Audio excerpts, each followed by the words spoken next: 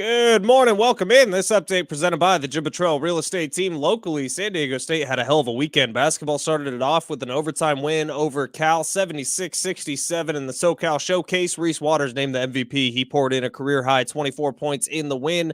Then Aztecs football, they would take on Fresno State in the battle for the old oil can. Aztecs win at 33-18 at Snapdragon Stadium Saturday night, sending Coach Hoke and 17 seniors out winners in their final games.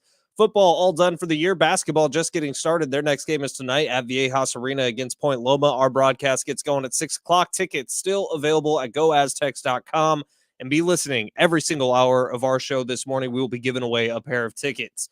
In the NFL, Week 12 was a good one. Ravens on top of the AFC. They beat the Chargers last night on Sunday Night Football 20-12. Eagles on top of the NFC after beating the Bills yesterday 37-34 in a thrilling overtime game. Must have been the best game of the season. Would you like to know what your home would sell for today? Get a simple text message with your home's value by texting your address to 855-600-6000. You'll get no phone call, just a text. Jim Betrell has the buyers. Simply text your address to 855-600-6000.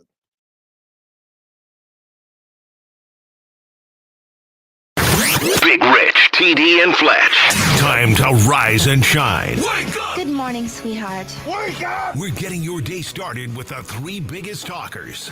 Still trying to fit in those pre-Thanksgiving jeans, eh? Great little package. Well, we have more to feast on. Brady Hoke gets a big win in his last game at Snapdragon. And a fake and a roll by Jalen into open territory into the secondary. Down the sideline, he could go all the way. 20, 10, 5, touchdown. Senior Jalen Maiden. Meanwhile, Dutcher and the Aztecs continue to roll toward conference play. Ledee steps back, 15-footer. Got it! Jaden Ledee, big bucket. Plus, the NFL postseason continues to take shape. Hurts on a quarterback draw. He's at the 5. He's in. Touchdown. The Eagles win. Hurts does it again. Oh, my God. Hurts does it again. Are you kidding me? He rips it down the right sideline. It's a house call for Royce Freeman. 23 to pay dirt. He brings his tight end to the formation. He gives it to Pacheco. Gets ahead of steam. Crosses the goal line. The Yuletide season begins. Now, here are the guys. Yeah, welcome in. Welcome back to those who celebrate it. It is Monday morning. Big Rich, TD, and Fletch with you, and a happy Monday to all. Okay, so we had our Thanksgiving. We had our Black Friday. Now we're into Cyber Monday. Wow, it's already that time. Yeah. So we're getting a discount on Chicago Bears paraphernalia as we head into Monday Night Football tonight, because I think it's going to be selling cheap. I don't see the Bears going much of anywhere. Although I will say this, Justin Fields gives them a puncher's chance in any game. That guy's good. He's not great. He's good. The Minnesota Vikings are onto a third-string quarterback after Kirk Cousins went down, and then Jaron Hall before Joshua Dobbs parachuted in and gave them some hope. Kevin O'Connell doing a masterful coaching job. So we have a lot to look forward to for Monday Night Football today. But before we get to any of that, so much has happened from last we turned our microphones off on a Bar Cart Wednesday until now. I feel like at some point we're going to have to do leftovers. Like today is really our last day that we could really get into the Thanksgiving leftovers. Yeah, that is very true. And actually, what was odd is as the games were starting yesterday, it almost felt like we were off for 2 weeks of the NFL. I mean, not on the air, at least, because we had so many games Thursday, then we had that Friday game, and then all of a sudden, here they are again Sunday. It was interesting. By the way, do yourselves a favor this morning. Rich, you mentioned it's Cyber Monday. Open up your Amazon accounts, and they have tailored deals for you, and it tells a lot about the person that you are. Right. Mine are dog stuff and truck stuff. That's it. Okay. And I'm like, well, yeah, you just about summed me up. I have a shared account. Oh, so, yeah. Well, it could get even more interesting. How do I know what deals are for me? Click on the Cyber Monday deals. Okay. They'll probably dial it into you. Okay. It's like a attachment for the bed of your truck with a little grill on it that I'm gonna buy. Like Amazon knows me so well. It's a bunch of different dog beds and dog treats that are all peanut butter flavored. They know my dog so well. I'm not even kidding. One of the first things that popped up is an IHOP gift card. Does Amazon know us or what? They're like, this guy needs pancakes. My first deal is the Lego Harry Potter Hogwarts Express. Yeah, that checks out. Yeah. Dude, I think I'm gonna buy this IHOP gift card. They're selling a $50 gift card for $39.50. I love Cyber Monday. Sweet, Great. God, this is incredible. Oh, what a steep discount. All right, so yeah, look, we've got a lot going on, no question. We're all live. We're all here. Everybody's no worse for wear. Okay, except for maybe the Chargers. Yep. Yeah. Ooh. Sunday Night Football last night against the Ravens. Justin Herbert and the gang, they didn't fare well against Baltimore. Well, actually, close game. Yeah, who is faring well against Baltimore? But here's the deal. Today, everyone is going to overreact. Baltimore is going to be the talk of the town because they are now the class of the AFC. They're number one. Have you guys looked at Baltimore's future schedule? It's rough. It's brutal. So it's like the NFL does this. They'll build someone up. They'll build a team up. And then they like, oh, here's a steady diet of the 49ers. Of who else do they have? They have, I just put them on the rundown, but it's brutal in their season. And then they finish with the Steelers, which is a tough in-division matchup, but they still have, let's see, crap. Rams, Jags, Niners, Dolphins, Steelers. Yeah, that's a fun way to end your year. Yeah. We'll say this. Yeah, the Rams are plucky. The Jaguars are red hot. The 49ers might be the best team in the NFL. The Dolphins struggle against good teams. They really do. The Dolphins have been beaten by every team with a winning record this season so far. They've beaten up on all the teams with losing records, but so far when they face a team with a winning record, they get beat up. And then the Steelers, for whatever reason, are a 7-win football team. Nobody can explain it. They have Kenny Pickett starting at quarterback, and they defy all reality. I don't understand the Steelers at all. But we digress to talk about the Chargers situation. So could not really protect Justin Herbert yesterday. He was getting popped a lot. Got sacked 3 times. You saw how the game ended on that failed opportunity against the blitz to get that 3rd down throw off, or 4th down throw off for that matter.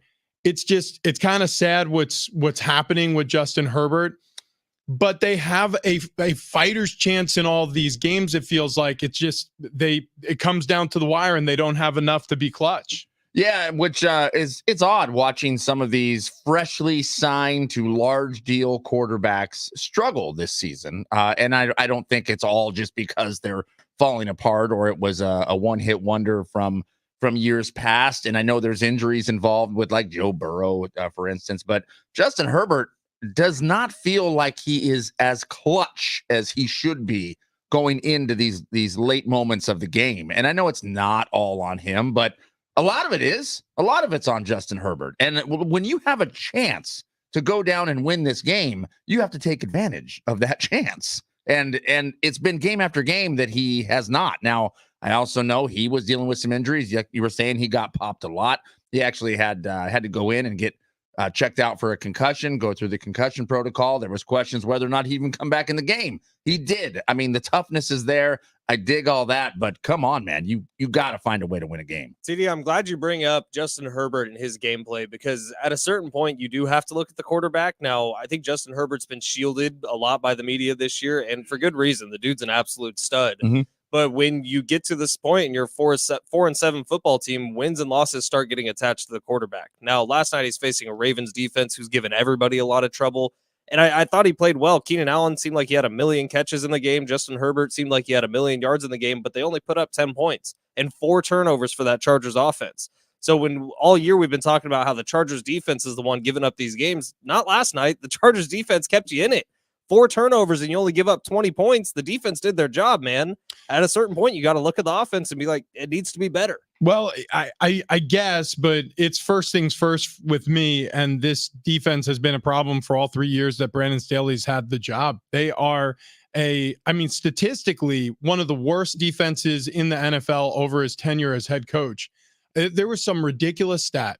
1,508 points allowed by the Chargers since Brandon Staley has taken over as head coach. Wow. To 1,507 points scored since he's taken over as head coach. They're exactly 30-30 with Justin Herbert as your quarterback.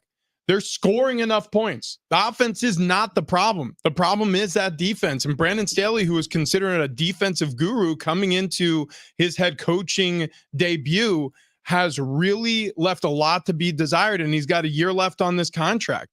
And so we've been talking about this a lot. The national media has been talking about this a lot. Is it time for the Chargers to move on? Yes. Yeah. Not even close. Right. And I mean, they're past the time. You're past the expiration date on this. And I don't know why they're dragging their feet on this. I don't know what, I mean, I get it. You don't want to fire a coach midseason. I get it. But something needs to change with this team. So, I mean, something needs to happen. And to me, it's inevitable that Brandon Staley goes at the end of the season. Why wait, man? Rip the Band-Aid off. Let's go. So if I'm someone in Tom Telesco's ear who's been a longtime general manager of the Chargers, he's been around a long time. Maybe Tom doesn't want to fire Staley because maybe he doesn't get another bite at hiring the next head coach. Maybe Staley is attached to Tom. Tom is attached to Staley. We don't know. But if I'm someone in Tom Telesco's ear and all I'm hearing from the Chargers brass is that, well, we don't fire people mid-season, I'm going to say, look at the Steelers. They fired Matt Canada mid-season. That's the first time they fired a coordinator or a coach in like 80-something years, and they had their first 400-yard game in what seems like Matt Canada's entire tenure. So it's like things change quickly in the NFL, and just because you haven't done something doesn't mean you shouldn't do something, and it's probably time to fire Brandon Staley. Yeah. Look, I hate to call for a guy's job, but sometimes when you look at a situation, there's no other route to go. Would you be surprised at all if we got a tweet from Adam Schefter here in the next 20 minutes that says the Chargers have relieved Brandon Staley of his duties? Not even a little bit. I mean, it's been a rough stretch for the Chargers, especially when you look at their quarterback talent. And I always do this. I always think to myself, like, okay, take Justin Herbert and put him with any coach. I mean, there's like 20 of them around the NFL that you can make an argument he'd look much better with. I mean, just go down the list. Pete Carroll, Andy Reid. I mean, Mike McCarthy out there in Dallas. Bill Belichick. I think the Patriots would have probably 4 more wins on the season with Justin Herbert, which I mean, isn't great. Still, they'd be a 6-win football team, but it's better than 2-8 in the worst conference record. Right? Let me ask you this, Rich. Would Kellen Moore be a better head coach for Justin Herbert than Brandon Staley is? It's possible that he would be elevated as OC to the interim head coach. He's been coaching for a long time. I don't know. I mean, I honestly don't know if it would work. I mean, but then again, look what happened with Antonio Pierce. He's dropped to a 2-2 record, and we'll get to that game next, the Raiders against the Chiefs. But since taking over for Josh McDaniels, that team at least has some fight. They have some life. And the Chargers, actually, I don't want to underrate how close a lot of these games have been. They've had some fight. They've had some life. But the problem is they're just not clutch in all these games. And I'll tell you what, Kellen Moore is complicit in that loss too. There was no plan to get that ball out against a blitz that they had seen earlier. Justin Herbert said it at postgame. He was like, yeah, that's something that we knew they like to do in those situations. Well, then why did you have 3 receivers to the overload blitz side and you had nowhere to go with the football? Kellen Moore, you're his offensive coordinator. Somebody needs to break off a route so you can get the football out of Justin Herbert's hands. If they're bringing more blitzers than you can protect him from, which they were. So that wasn't a failure of the offensive line or the running back, or, there's a lot of people who like to play armchair quarterback thinking they know what they're talking about and be like, well, the O-line messed up on that one. No, they didn't. The defense can bring more blitzers than you can block sometimes. And the job is to get the ball out of the quarterback's hands, whether it be via scheme or the quarterback doing something cool. Neither happened. It was like one of the more uncool looking plays of the NFL season because he gets strapped by 3 Ravens defenders and then kind of does the intentional grounding throw where it's just like, please somebody catch it. Yeah. I'm trying to save my life. This hurts. Ow, this hurts a lot. And he got dinged up a lot. Yeah, you mentioned it. You saw the one on the sideline, right? That looked like it was a late hit out of bounds. Early in the game. Flag doesn't come out. And Weird. That one looked like it hurt a lot. Like, if you're trying to protect quarterbacks, that seems like a banner play to protect the quarterback, man. And he's a foot out of bounds and he gets popped. No flag. Yeah, the inconsistency of all of it is what's very frustrating. Yeah. And a little bit later, I'm going to go on a bit of a rant about this. Yeah, because I got it. I'm a little bit perturbed. Did Russ take a hit that didn't get called? No, it's opposite land. We'll do it. We'll do it after halftime. Okay. All right. Yeah. Very good. Before we hit the halftime break here, let's talk about the Raiders, who put up a decent fight against the Kansas City Chiefs yesterday. For a half, this was an interesting football game. Then the Chiefs offense started pouring it on. Raiders roared out to a 14-0 lead. and then they were able to muster 3 points for the rest of the game, a 31-17 final. They ran out of gas. I mean, Josh Jacobs looked great to start the game. Aiden O'Connell was dicing up this KC defense. Yeah. It was impressive for a time. Right. Yeah. But then all of a sudden the Chiefs became the Chiefs again. So everything I said at the end of last week of these Chiefs are not the Chiefs of yesteryear. They don't look like a Super Bowl team. Yeah, they do. They do. Their defense is fantastic. I don't know if I'm going to say it's going to rival one of the top in the AFC at least. And then all of a sudden, Patrick Mahomes looks like Patrick Mahomes again. Rashid Rice is out there burning people like Tyreek Hill. I mean, here we go again. Yeah. The Chiefs look legit. There's a crazy stat about Rashid Rice, and I'm not going to say it right, so I'm not going to say it. But the stat is involving him on short routes. Like the majority of the passes he's caught this year are within 5 yards, but his average yards per catch is well over 15. Right. So he's getting the ball like really close to the quarterback, but then his yak yards after catch are ridiculous so far this season. And you saw it on the touchdown run that he had. Oh my gosh. Yeah. How many people missed? Just plain missed. He's good. He's special. Yep. For a rookie, I can't wait to see what he does in the next few years. Well, and guess what? Travis Kelce was catching balls again. And when that happens, that makes things a lot more difficult when you're trying to guard the corners. They ran that play where it was like Mahomes to Isaiah Pacheco or to Travis Kelce and then back to Mahomes at the end where it was like a double reverse pass where the ball ended up in Mahomes' hands and he connects with Travis Kelce on the sideline. I'm just like, this is backyard football. But this is where Andy Reid is great because he realizes, oh, wow, yeah, defenses are catching on. They're putting the clamps on 87. We got to find creative ways to get Travis Kelce involved. So if it means drawing up trick plays every single week for him, well, that's what we'll do. Yeah. And so they kept Travis Kelce involved, kept the Raiders defense honest. They fall to 5-7 on the year, still in contention in the AFC for a playoff spot. And the Chiefs are at 8-3 on the season with, tough schedule ahead, but the Chiefs starting to look more like the Chiefs.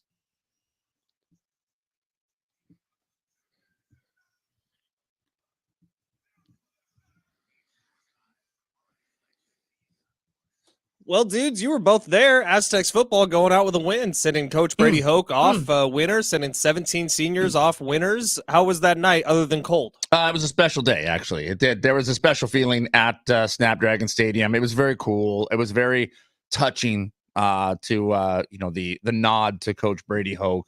And I felt a little sad. I'm like, oh man, I feel like a friend of mine is stepping down. I'm not gonna be able to talk to him every single week. Yeah. But I mean, it was cool. And look, this Aztecs team is the team that we should have been seeing all year. I mean, all of a sudden they were good on both sides of the ball. They were able to move the ball down the field when they needed to.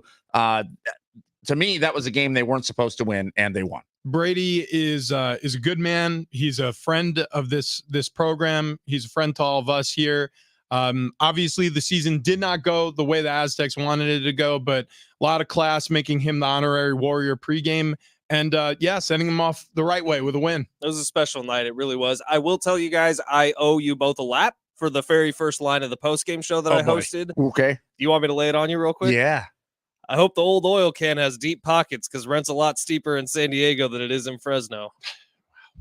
As soon as it left my mouth during the post-game show, I wanted to tell myself to take a lap. I didn't. I'll take it today. You should say it out loud. Anyways, take a lap.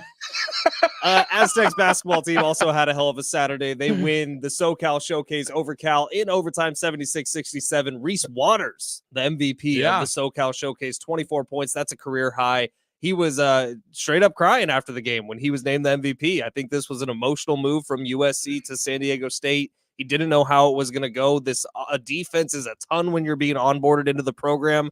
And it feels like, Rich, what's your phrase, drinking out of a fire hose? Oh, my gosh. And that's what it is coming to San Diego State. And Reese Waters is blended in perfectly. He is the MVP of the SoCal Showcase. Aztecs basketball back on the court tonight at Viejas Arena, 7 o'clock, taking on Point Loma. Pregame coverage gets going at 6. 3 opportunities on this show today for you to win tickets to that game. Listen for an Aztecs highlight. Boom. Absolutely love it. Okay, if you need a review as to what happened since we've all been gone, right? A lot of people have taken off work. They've been out of their car. they haven't really checked in the sports world because you got family in town distracting you. We'll get to our Thanksgiving leftovers in just a little bit, but let's do this. Let's do our morning monologue. And I guess I'll get us started here because I got something to get off my chest. I've been hearing a lot of people talking about how offenses in the NFL all of a sudden are suppressed. Like, we're not seeing points scored. Why? Are these defenses catching up all of a sudden? No, that's not what's going on. The defense can't catch up in this league. Not with these rule changes. They're protecting quarterbacks, defenseless receivers better than they ever had. It's all due to the hastiness firing offensive coordinators and head coaches, and a lot of these young quarterbacks working with new faces. Trevor Lawrence, second season with Doug Peterson. Justin Herbert, new OC. Josh Allen, third offensive coordinator in 2 seasons. Lamar Jackson, new OC. Joe Burrow hurt. Russell Wilson, second play caller in 2 seasons. Dak Prescott, new play caller in Dallas. Kirk Cousins hurt. Jimmy G hurt. We've got starting quarterbacks everywhere across the league who have either been banged up for a time or out for the season.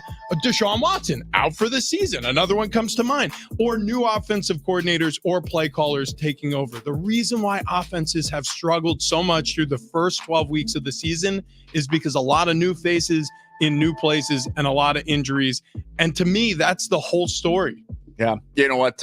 You mentioned rule changes, and this is where I jump in and go, what the hell are the rules when it comes to protecting the quarterback, when it comes to hitting the quarterback? What is going on with these defenses, and what are they allowed to do? Because, look, I understand. I'm a Bronco fan, all right? I'm not trying to be Bronco fanboy here. I'm not trying to jump on this particular game, but this is where it happened, where it's making me scratch my head again.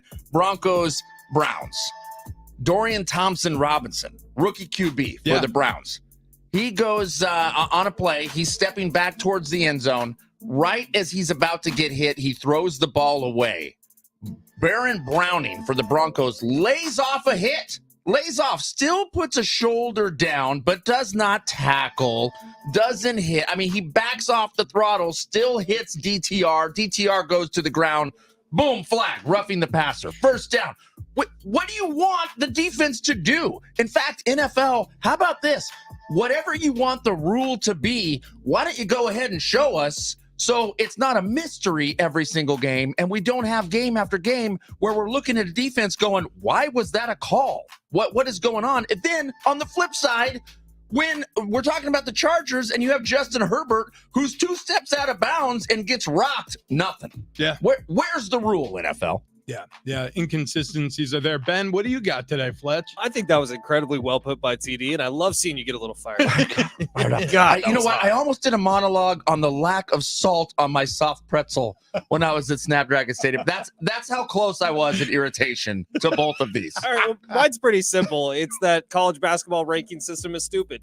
And in fact, it's really stupid. The fact that there's so much East Coast bias laid into all of this is ridiculous. So the reason the Aztecs weren't in the top 25 last week is because their game against Washington, which was a hell of a game, which was a hell of a resume builder for this team, finished at 12:14 Eastern time. So East Coast voters missed it by 14 minutes for them to put the Aztecs in the top 25. So they weren't. This week, there's going to be all sorts of hubbub because in the Aztecs win over Cal, again, the Aztecs win over Cal that they won by 9 points, they didn't win by enough. And I watched every second of that game. Rich, I know you were watching that game. TD, I know you were watching that game. Did that team playing on the court, this Aztecs basketball team, look like a top 25 team to you? The answer is hell yes. Basketball College, RPI, Power Index, Ken Palm, AP Top 25. You're all stupid. Yeah. And Bart Torvik. Right up your ass. Actually, I really like Bart Torvik. Oh, okay. No, he's great. Yeah. He's great. Yeah. You know Sorry, what? Bart.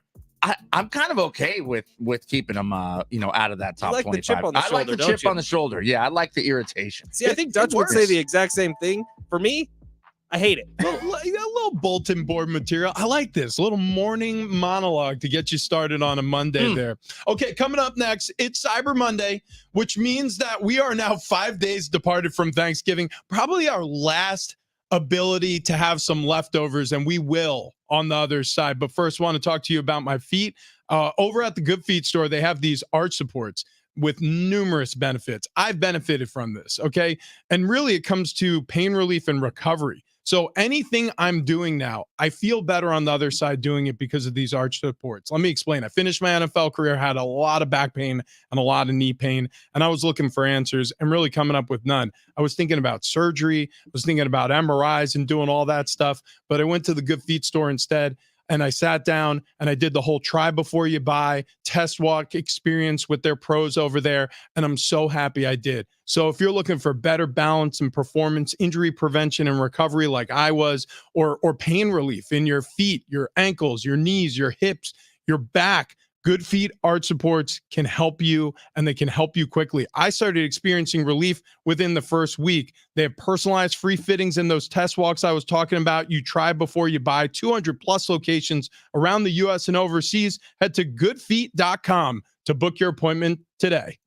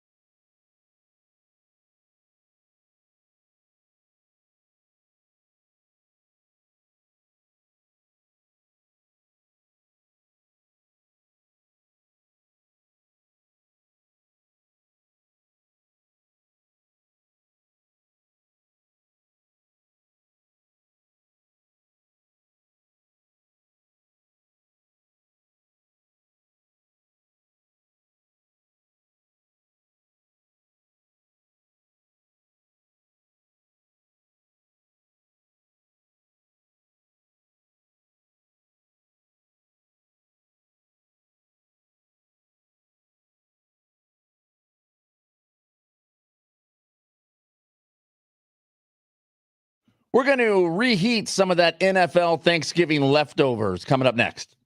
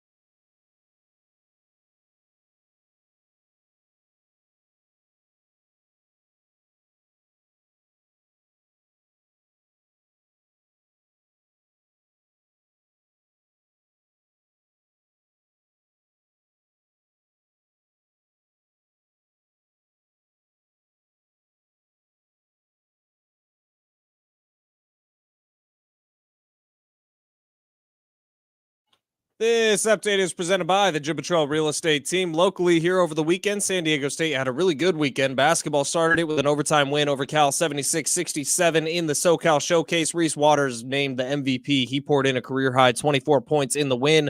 Then the Aztecs football team would take on Fresno State in the battle for the old oil can. Aztecs win it 33-18 at Snapdragon Stadium to send Coach Hoke and 17 seniors out the door winners in their final game.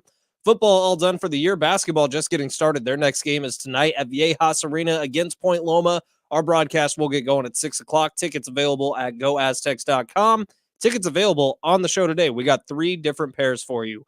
In the NFL, Week 12 was good, and Ravens on top of the AFC after beating the Chargers last night on Sunday Night Football 2012. Eagles on top of the NFC. They beat the Bills yesterday 37-34 in a back-and-forth overtime game.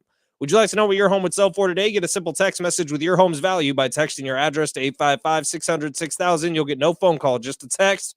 Jim Buttrell has the buyers. Simply text your address to 855-600-6000. Big Rich, CD, and Fletch, San Diego Sports 760 on a Cyber Monday. Can't believe that Thanksgiving is already in the rear view. We are staring down Christmas, boys. And in the spirit of Christmas, we're giving away pairs of tickets to Aztecs Hoops. Tonight, Viejas Arena. The boys are taking on Point Loma at 7 o'clock. Our broadcast gets going at 6 o'clock. You can get tickets and info at goaztecs.com or keep it locked in here because at some point every hour, you're going to hear a Aztec highlight. And Aztec highlight. I guess that's the correct way to say that. And then we call our number, whatever we say, and then you'll win those tickets. Did we already choose the caller number? Damn, that was good. I mean, really good. Really good. Caller number 5. Okay, caller number 5. We talked about it beforehand. That's why I said it. So caller number 5. That's right. I just wasn't sure if that was already thrown out there and I was going to screw up the number.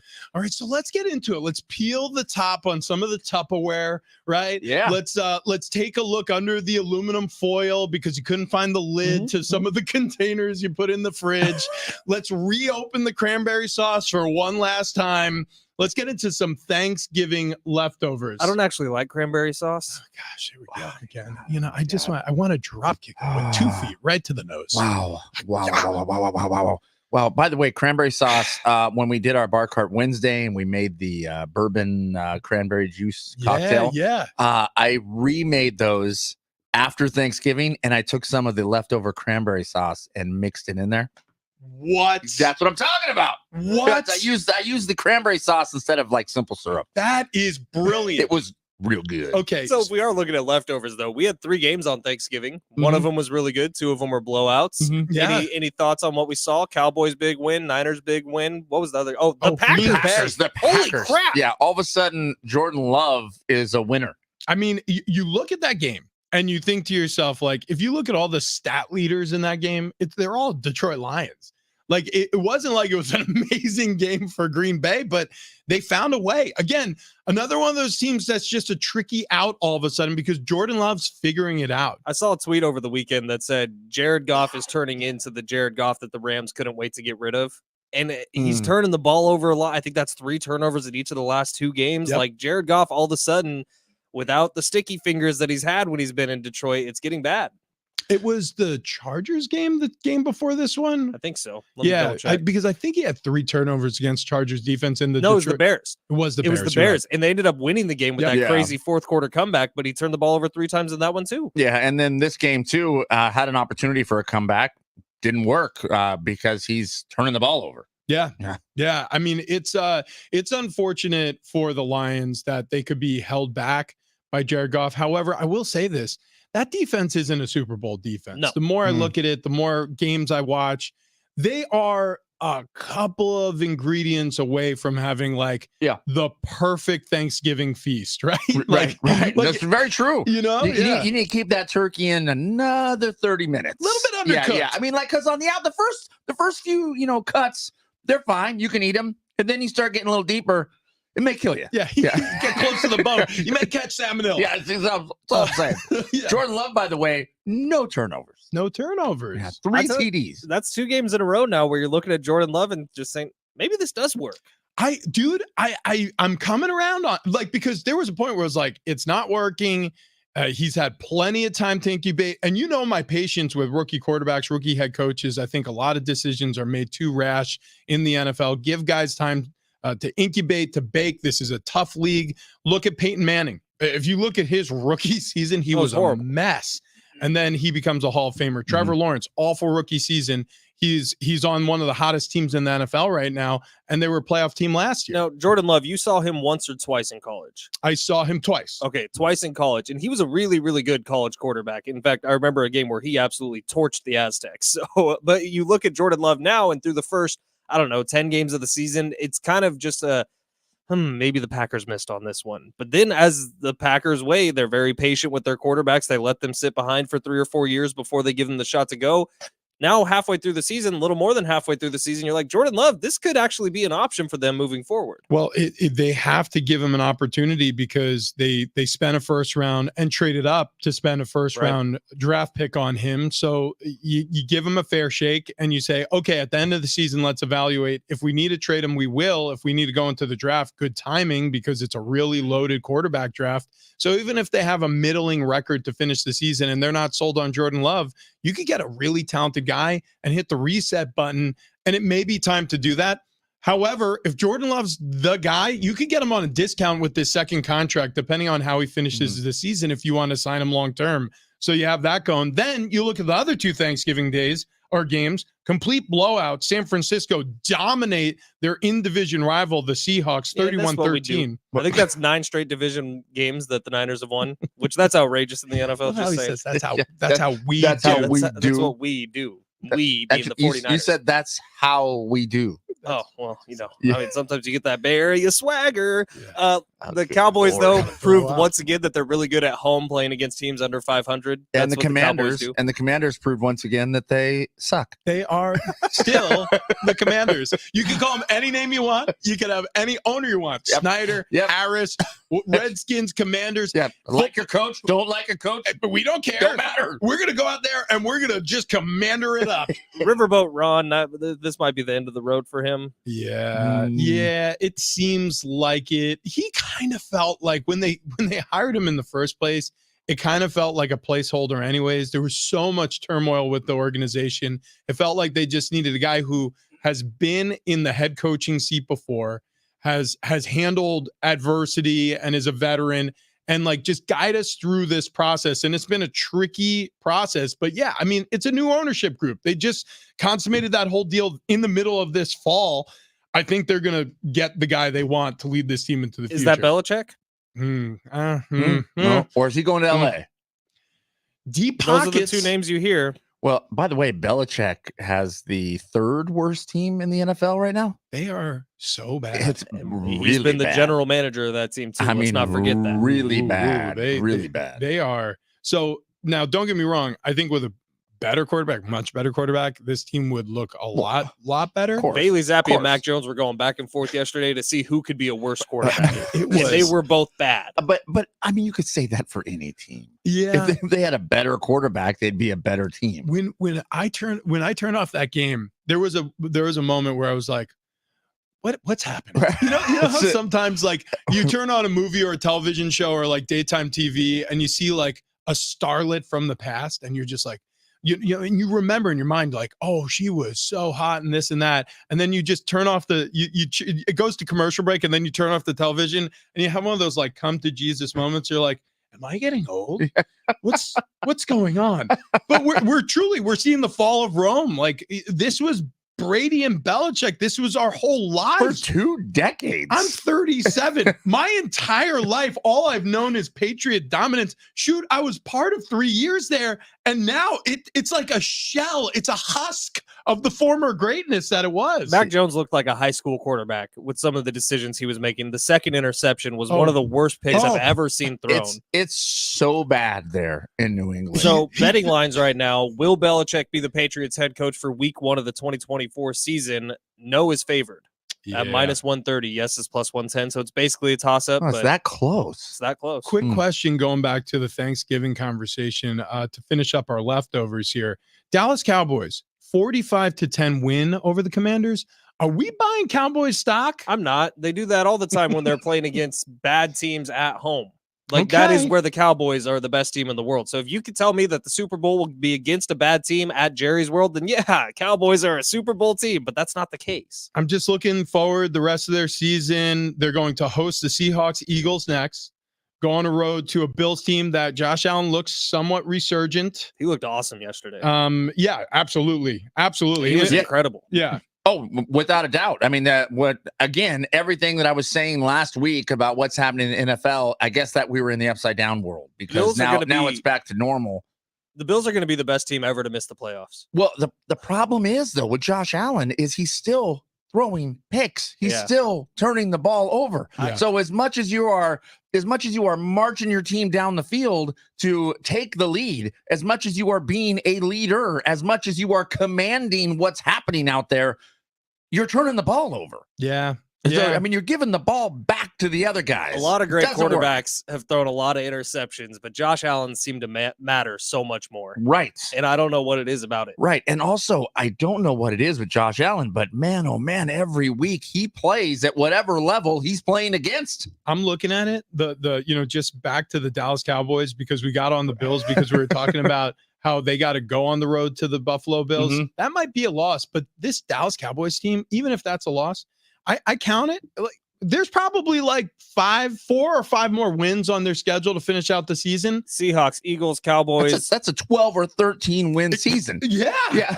Like, Seahawks, Eagles, Bills, Dolphins, Lions, Commanders. but I still have zero faith that they're going to win a playoff game. Yeah, that's right. I don't know why, but there's something, again, it's like the perfect Thanksgiving dinner, but somebody forgot the stuffing. And you're just like, how do you forget the stuffing? I don't get it. But yeah, the Cowboys every year, they just feel like some of their regular season success is a little bit empty. We'll see. Just think about who they're going to run into in the playoffs, though. I mean, if it's not the Niners, it's the Eagles. Ooh, Yeah. Just got a notification here. What do you got? J-Riff worked out. Frank Reich. Bye-bye.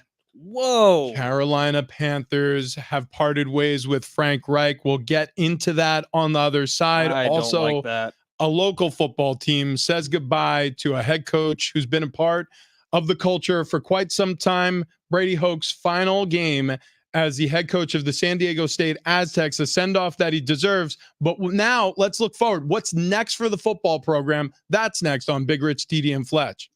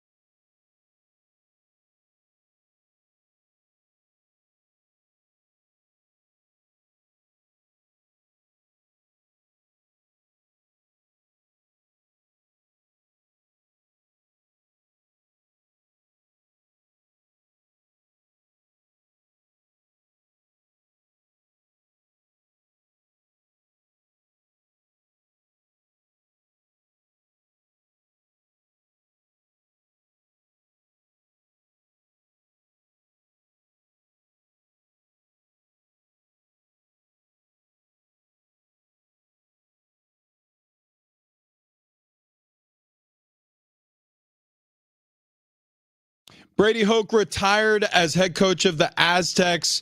What's next for the football program? We'll get into that. Also, our first, or I should say, our next head coach takes a hit in the NFL. We'll get into it.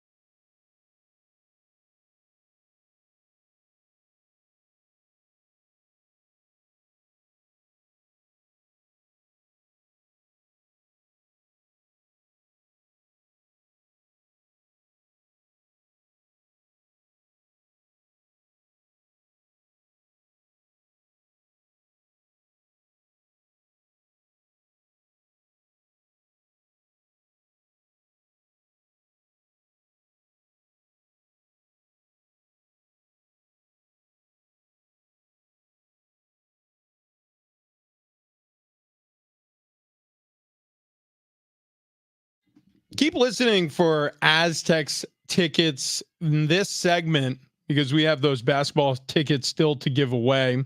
A pair of tickets to see Aztecs hoops tonight as they take on Point Loma at 7. Our broadcast underway at 6. Tickets and info available at goaztecs.com. But if you just keep your ears glued, you're going to have an opportunity here in just a few minutes. Okay, so Frank Reich out as the Carolina Panthers head coach. So Bryce Young, first overall draft pick. The Panthers have 1 win on the season. They have been awful defensively, awful offensively. Bryce Young looks better than he did to start the season, but they can't protect him. And it's really going to be somewhat of a loss here outside of just valuable experience, I guess, at the NFL level. But is this decision too rash, too soon? Is it the right decision for this organization? It feels wrong. I mean, it feels wrong.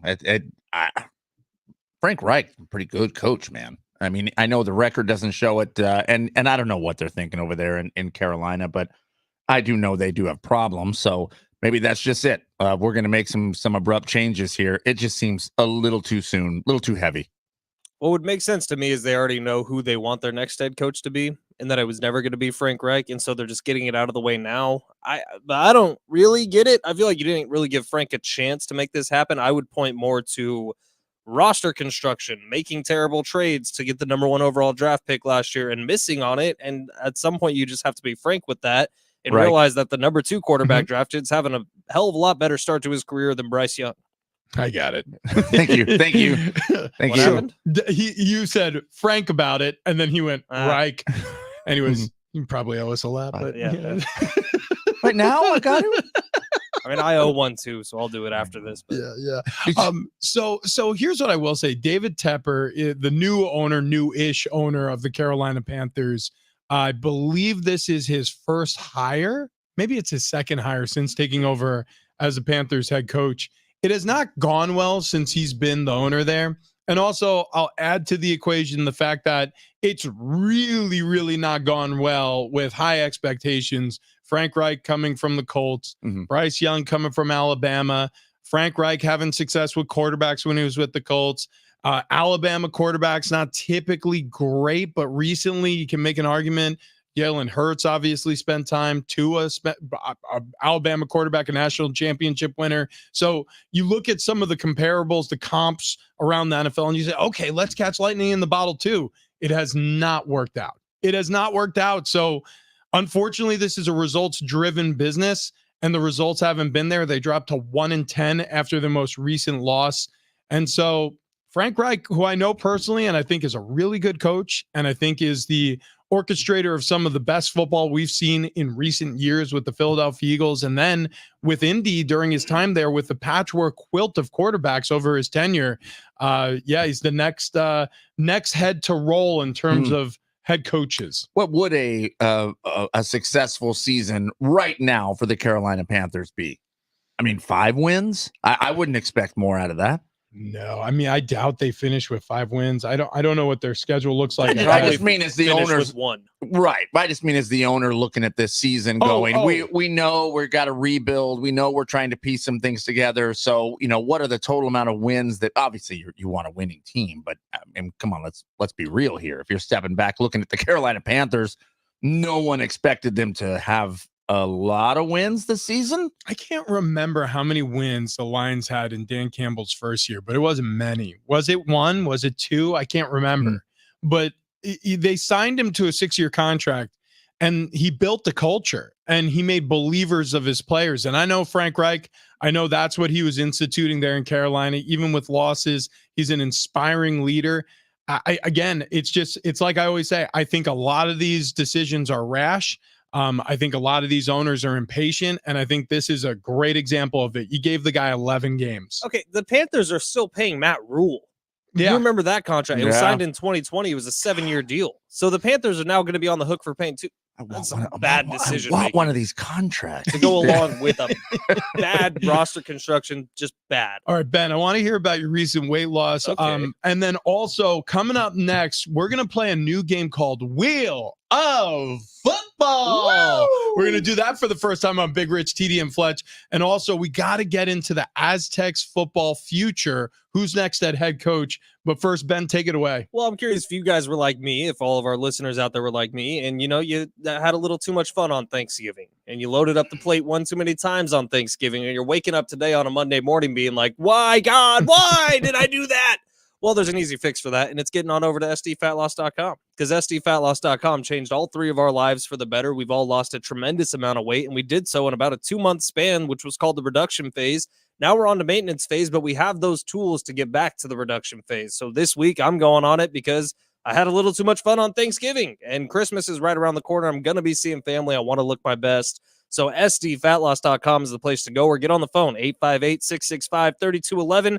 Get your free consultation with Miss Chloe and Wayne today. If you've tried every other diet, if you've tried the surgeries, the pills, the injections, the calorie counting, the prepackaged meals, the hormones, the drugs, and nothing really worked for you, this will. sdfatloss.com. Call 858-665-3211. Start losing those unwanted pounds today. You could be losing up to a pound of fat every single day. In a lot of cases, sometimes even more. sdfatloss.com.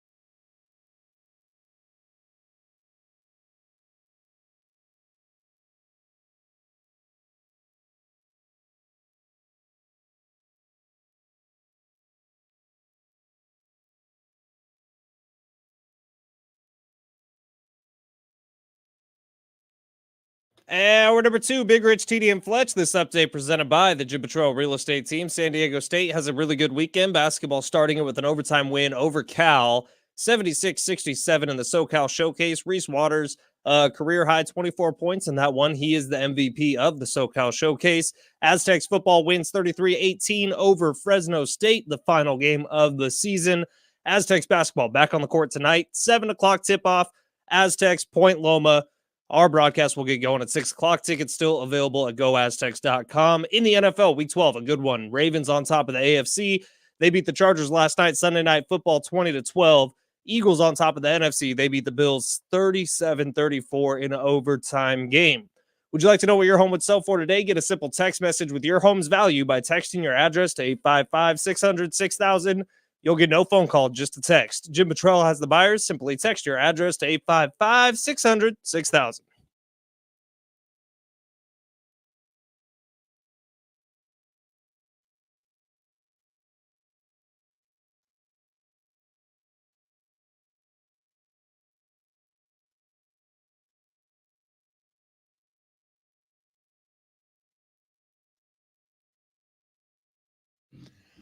Yeah! Woo! Happy Monday to those who celebrate. Big Rich, TD, and Fletch with you on this Cyber Monday. Yeah, we are headlong toward the holiday season, folks. We're outside of Thanksgiving. Those leftovers are going bad in the fridge as we speak. Might be time to throw away that turkey and ham. So just side note, as we pulled in the wheel of football, I had to move Buck Norris. Yeah. Within Buck Norris, there's some plates. Thank you. Thank you for reminding me again. What is in this vessel? Okay, hang on. Okay. So you guys know that I cheat on you guys over the weekend. Yeah, we watch it. We watch it happen. I'm sorry, I'm unfaithful and I do it on television, which is even worse. It's right there in your faces. And on radio, you do it in more than one avenue. Really sorry about that too. Wow. That is very unkind of me. It's like a lot. Lacks loyalty. It does. A little bit of a flim flam, a little bit of a hooah, as they say. Look, the point I'm trying to make is you damn floozy. Among the many men that I spend my time with over the weekend broadcasting, one of them has a mother-in-law. Okay. And that mother-in-law is a baker. Okay. Darnay Tripp, sports anchor, friend of the show, came on Thanksgiving, on our Friendsgiving, actually, last Tuesday. His mother-in-law, Angela, makes the best cookies I've ever had in my life.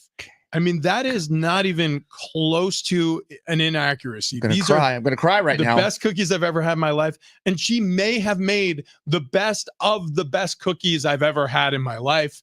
Last night, she made something called cowboy cookies, and I've brought some of them with me today. So I'm going to go to Buck Norris. I'm going to take them out of the chalice. I'm going to give them to you. Okay. I like this. I like this a lot. I mean, this is where my head's at.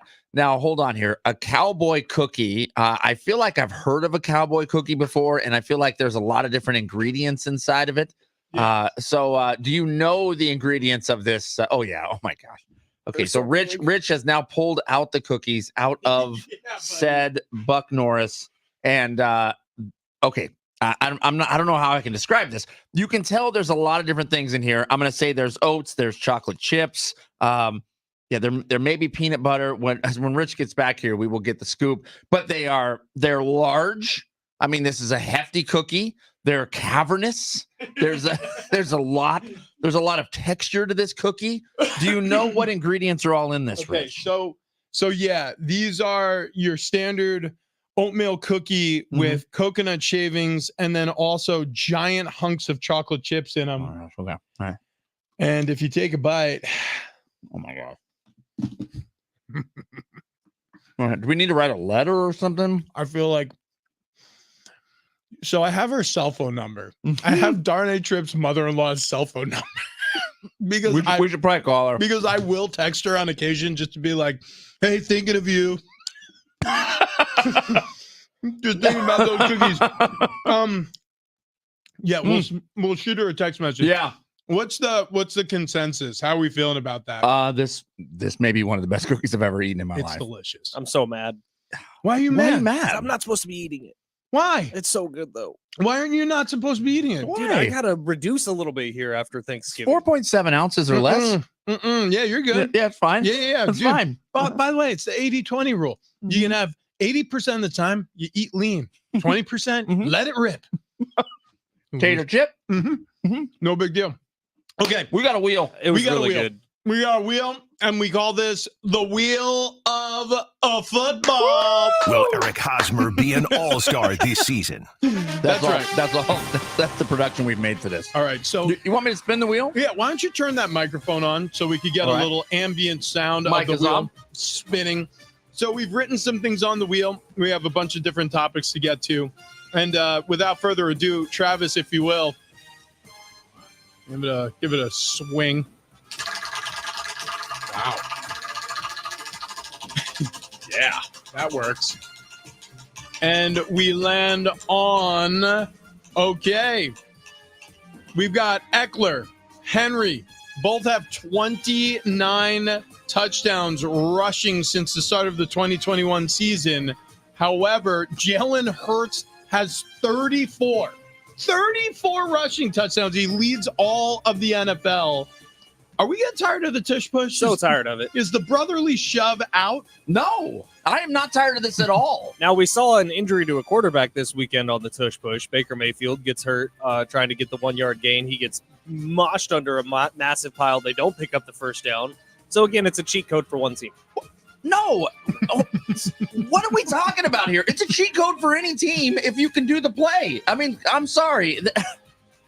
The whole, a player could get injured using this play. They can get injured in any play. Yeah. And they do get injured in every play. It's no more dangerous than any other run play. Right. In my mind, and like you said, Ben, one team does it really well, but that doesn't mean no team should be allowed to do it. It's just like practice it, get better at it, try harder, and maybe you too could have a quarterback with 34 rushing touchdowns. Also, by the way, some of those touchdowns, like for example, in this most recent game, the overtime win over the Bills, I mean, he ran it from 15 yards out, inside the 15, so maybe 12 yards out. The game winner was a 12-yard touchdown run. And that was not a tush push. Wasn't it a tush push? No. Jason Kelly had that nice pull, and he kicked out the end man on the line of scrimmage, and then he ran it in. By the way, there were a couple of Bills defenders there at the goal line who had an opportunity to tackle him, and they went, yeah, nah. Well, he squats like 9,000 pounds. He was running really fast. I don't want to tackle Jalen Hurts either. Yeah. I think that Jalen Hurts maybe is just the cheat code. He's the problem. Get him out. Well, and here we go again. When last week I looked at the Eagles and went, nah, they're not a Super Bowl team. That was a Super Bowl team. Yeah. That's a Super Bowl by- team. What was it? 17-7? It was 24-14 at one point, that game, in the fourth quarter. And the Eagles came all the way back to And any team that figures out a way to get a win, that's all that matters. The W matters. It doesn't really matter how you get there. I hate the stupid Eagles. Well, buckle up, pal, because it could be a long season. Let me spin. All right, back to the wheel we go, and let's see where we're going to go next. Okay, here we are, and it's going to be the Jaguars. Are the Jaguars the hottest team in the NFL? Right now, they're on a stretch where they've won 7 of their last 8. 7 of their last 8. Remind me of that one loss. It was to the 49ers. Oh, they my got God. absolutely dominated by the 49ers. 34-3 at Okay. home. However, though, those other games, some of them are against quality opponents. Yes. Trevor Lawrence looking good. This defense, nobody's talking about the Jags defense. That is a ferocious unit. It is, and yesterday's game was pretty insane. If you watch the fourth quarter, C.J. Stroud almost did it again. Like, he almost got the Texans back to the point where they were going to kick a field goal to send it to overtime, but the Jags defense held up, and that's something that the last 2 opponents for the Houston Texans could not say, Well, because C.J. Stroud was able to go on those fourth quarter drives to tie or win the game. That doesn't happen this week. Did you see how that game ended? Yeah. With the Amendola field goal that Yeah. hit off the bottom The crossbar? Yeah. Dude, Oh, from what was it, 59? you're 59. talking about 2 inches, maybe. That was a 59-yard field goal that went exactly 59 yards. Yeah. I mean, it hit that crossbar. And I don't know if I've ever seen it where it bounces straight back. Yeah, I mean, like- it came back to him. He could have kicked it Can you again. imagine laying down at night if you're Amendola in your bed thinking, man, if I would have just kicked it a little bit harder. Also, if you think about it, like they backed up. So if you watch that snap, that hold exchange, whatever you want to call it, all over again, they actually backed up the holder a little bit because they knew it was going to come out on such a low trajectory. Right. So it really should have set up at 57, which he would have easily cleared. But they set him up like 9 yards back instead of the standard 7 yards back, just because they knew it was going to come out real low to get the distance it needed. But the original question was Jaguars hottest team in the NFL. You have to put them up there. I think it's like between the Ravens, the Eagles, the Niners, the Jags. You can list all those teams. Well, when you're talking about hot, I don't know if there's a hotter team than the Jaguars. Because even so, you look at the Ravens, like last night. I mean, the Ravens, yes, they get a win, but do they look hot? I don't know if they look hot to me. I mean, they've scored more than 30 points in like their last 4 games before last night. The Ravens have been on fire. But the Jaguars kind of have that early season Miami Dolphins feel, where all of a sudden that they can move the ball when they want it. They can move quick. The one thing you got to look at is you got to look at that rushing offense. Trevor Lawrence is finding his groove, but the Jags cannot run the football. So that could haunt them later in the season. Weather is going to get sloppy in places they're going to play, especially in the postseason. So we'll see what happens. But Trevor Lawrence was hot at the end of last season. It looks like he's carrying over to this season. And how about Calvin Ridley? Dude. All of a sudden, he's back. Yeah, Calvin Ridley, 5 catches, 89 yards, and a touchdown in the win. Big game for him. Let's spin the wheel. Yeah. All right, let's see where it lands. You spun it too hard. I know, I got a little too much spin. Strong. On that one. Yeah. Okay. All right, let's go to the Ravens next. Okay, so the Ravens, they head into their bye week, the NFL's most dominant team. True or false? I'd say false. Now, they have been on a stretch of extreme dominance. Like I just mentioned, they've scored over 30 points, I believe, in their last 4 games before last night, where they only scored 20. But the Ravens, Lamar Jackson throwing the football has looked really good this year, which is something you haven't always been able to say. But Lamar Jackson running the ball is still something special where it's a highlight reel every time he touches it. And the Ravens defense, man, that has to be the scariest defense, period, in the NFL. When you look at the way they hit, the way they limit other teams' run games. I mean, Austin Eckler looked about 12 degrees slower than he ever has in his career last night against that defense. Yeah, I mean, the Ravens do look very good. There's something there that I'm just not sold on yet. Just the way that we talked about the Cowboys. Are you buying it? Are you buying it? This team, I don't know if I am with the Ravens. I agree with you, Fletch. This defense is amazing. I think, again, the offense finds a way to win. I think Lamar Jackson looks great. I'm always rooting for the guy. Are they the most dominant team? No, because I'm looking at the 49ers as the most dominant team. Yep. I trust their quarterback more, too. I think Brock Purdy, I trust him in the postseason more than I trust Lamar Jackson. And I think it has a lot to do with durability. It has a lot to do with durability, but also has a lot to do with, I just feel like it's still, this offense is too gimmicky to me. Like, it's too reliant on Lamar Jackson. If you find a way, which the best teams in the NFL have found a way to stop Lamar Jackson, you can beat him. And the proof is in the pudding. You watch what they did last night. They struggled with the Chargers. The Chargers aren't a particularly great team this season. They had that inexplicable loss to the Arizona Cardinals last month. They lost to the Indianapolis Colts in week 3. Okay, so yeah, they'll beat up on some good teams. The Lions, for example, they absolutely dominated them. The Seahawks beat the cheese out of them. But the Ravens, man, they have those blemishes where they just don't show up certain games. All right, should we do it one last time? Oh, one more spin? One more spin. Let's hit the wheel for one last. Oh, there he goes. Yeah. Okay. Oh, we were just talking about this. It looks like I love a wheel. Okay, Frank Reich Will fired. Eric Hosmer be an all-star this season? Frank Reich fired, which brings us to the hot seat question. Which head coach is next? I would not have said Frank Reich is next, by the way. No chance. No, like, there is a list of Ron Rivera, Bill Belichick, Brandon Staley that are all above Frank Reich.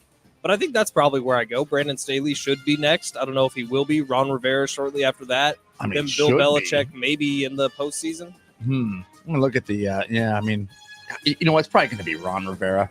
I for some reason, I don't see the Chargers parting ways sooner than later with Brandon Staley. It should be Staley. Or I guess Ron Rivera is not a bad choice either, but it's probably him. I mean, you look at both. Brandon Staley and Tom Telesco have made some bad decisions over the past couple of seasons. I mean, you look at Telesco, he's got 2 playoff wins in 5 appearances since taking over as general manager since 2013. He's traded cornerback J.C. Jackson after signing him to an $82.5 million deal a season ago. Also, he benched Michael Davis, another cornerback that he missed on, after signing him to a 3-year, $25 million deal. He drafted Quentin Johnson this year. He also hired Brandon Staley, or at least was involved in the hiring of Brandon Staley. So as hot as the seat is for Staley, you got to look at that front office too. It's like at some point, it's like talking about the Padres and AJ Preller. Like, who's the common denominator here? In 10 years of Tom Telesco, I mean, what have they done in the last 10 years? Right. I mean, well, what's amounted to is 5 trips to the playoffs and 2 playoff wins. And one of the playoff wins was in his first year as general manager, which you can make some arguments where, you know, some of the pieces in place were left over from the prior regime. So, yes. But again, look at this roster. Yeah. I mean, year after year. Yeah. This is the land of it shouldn't be here. But it's what we just said with the Eagles. What matters is wins. It absolutely does. Yeah. Results matter. Results matter. I mean, I guess that's the reason why Frank Reich got ousted. I still feel like it was too soon with him. Look, Staley has gotten parts of 3 seasons now to prove that he can coach at this level. Frank Reich, I realize he was a head coach before with the Indianapolis Colts, but only given 11 games with the Carolina Panthers and his quarterback, Bryce Young.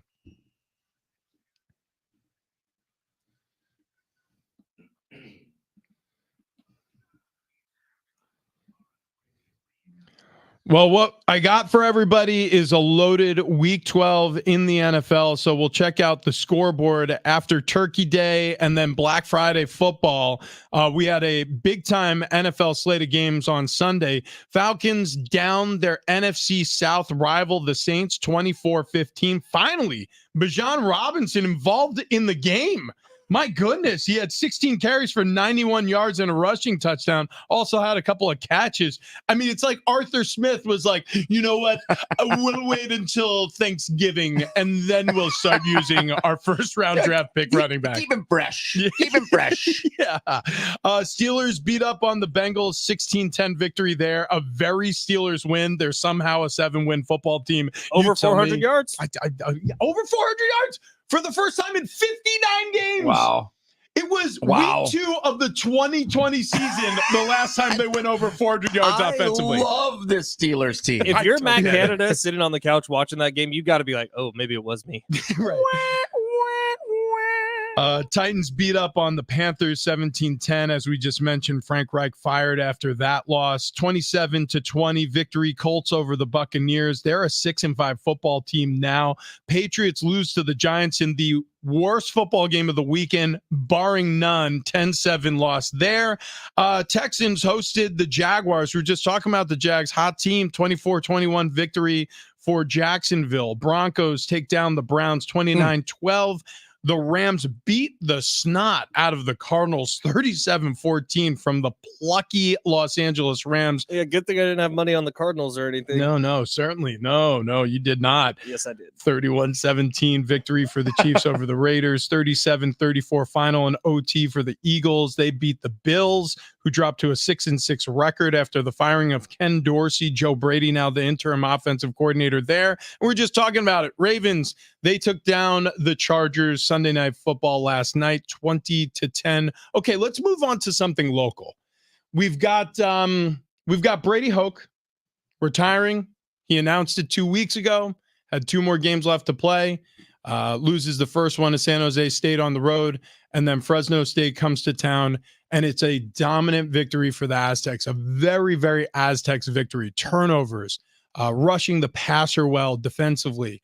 A great job by the offense, running the football, over 200 yards rushing, ball possession, time of possession out the wazoo. Perfect on special teams. Yeah. Over 40 minutes of time of possession for the Aztecs in that win. Really, really impressive stuff. Very, very. Yeah, it was a dominant win. They got down early and fought back and ended up, handily winning that game. And you want to win the game, don't let the offense have the ball. now we look forward because the season's over. 4-7 record wasn't great, and obviously Brady Hoke wishes that it would have went differently for this team this year. Wanted to win for the seniors. The first time the Aztecs aren't going bowling in a decade plus, so they move on to a coaching search, and you got to hustle here because transfer portal. Like the door's open, right? You can start filling up your team, or at very least start talking to some of these players to gather their interest in coming to the program. The early signing day, I believe, is December 15th. I believe that's the first signing window. That's when it closes. So you got to hustle up here. And we've got candidates' name being mentioned. Defensive coordinator from UCLA, Danton Lynn. He was actually a Penn State teammate of mine. UNLV offensive coordinator, Brennan Marion. Washington State offensive coordinator, Ben Arbuckle. Washington offensive coordinator, Ryan Grubb. Huskies obviously having a great season with a Heisman contender and in Penix Jr. Montana State head coach, Bren Vigen. As I don't know how to pronounce his name, Vigen, but he's being tossed around as a potential. Any name jump out on that list to either of you guys? One name that's not on that list, and I haven't seen it anywhere, I haven't heard it anywhere, but we know he just got let go of his job. But Danny Gonzalez, the New Mexico head coach, there's connections to Rocky Long there. There's connections to Brady Hoke there. I'm sure there's some connections to the Aztecs athletic department there. I do wonder if he gets a shout. There's also Tony White. His name has come up in conversation. I like that Fletch is like, I mean, I haven't heard this anywhere, but I'm going to throw this name out there. I'll throw it out there. I think it's worth a look at him for sure. You're talking about someone who has deep connections to this San Diego State program through different ways, and he just lost his job in New Mexico, I think probably a little unjustly. So yeah, and we're naming names. What was the name out in Montana? Vigen? Yeah. But I mean, I don't know this name. I feel like you'd have to have somebody that comes in that has a little bit of clout, right? The Like Washington OC. buzz. Is that Ryan Grubb? Yeah. I like that name a lot. And then Kellen Moore's little brother, is it Colby? Colby Moore From Boise. Yeah. No, he's not with Boise. No. You're saying where he's the OC now? Yeah, he's taken them from like somewhere in the 200th ranked offense up to like somewhere in the 30s. You know what? That's a name that hasn't come up all that much though. The names that I'm hearing more and more. Well, look, I know nothing. I've talked to nobody. I will say this. I think from what my understanding of the situation is, they do want to hustle up making this decision because of those early signing windows and the transfer portal and all the things we know about building and constructing a roster now. But I guess one of the bigger questions is offensive or defensive minded coach. Offensive. So you talk about Danny Gonzalez, that kind of rules him out, whether it's just or not that he lost his job. He's a defensive minded coach, Rocky Long, obviously, Brady Hoke prior to him and then after him, both defensive-minded head coaches.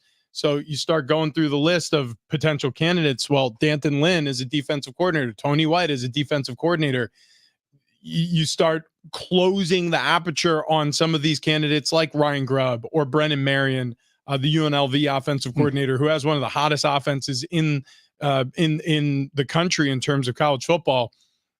Does it matter to you as a fan if it is an offensive or defensive coach?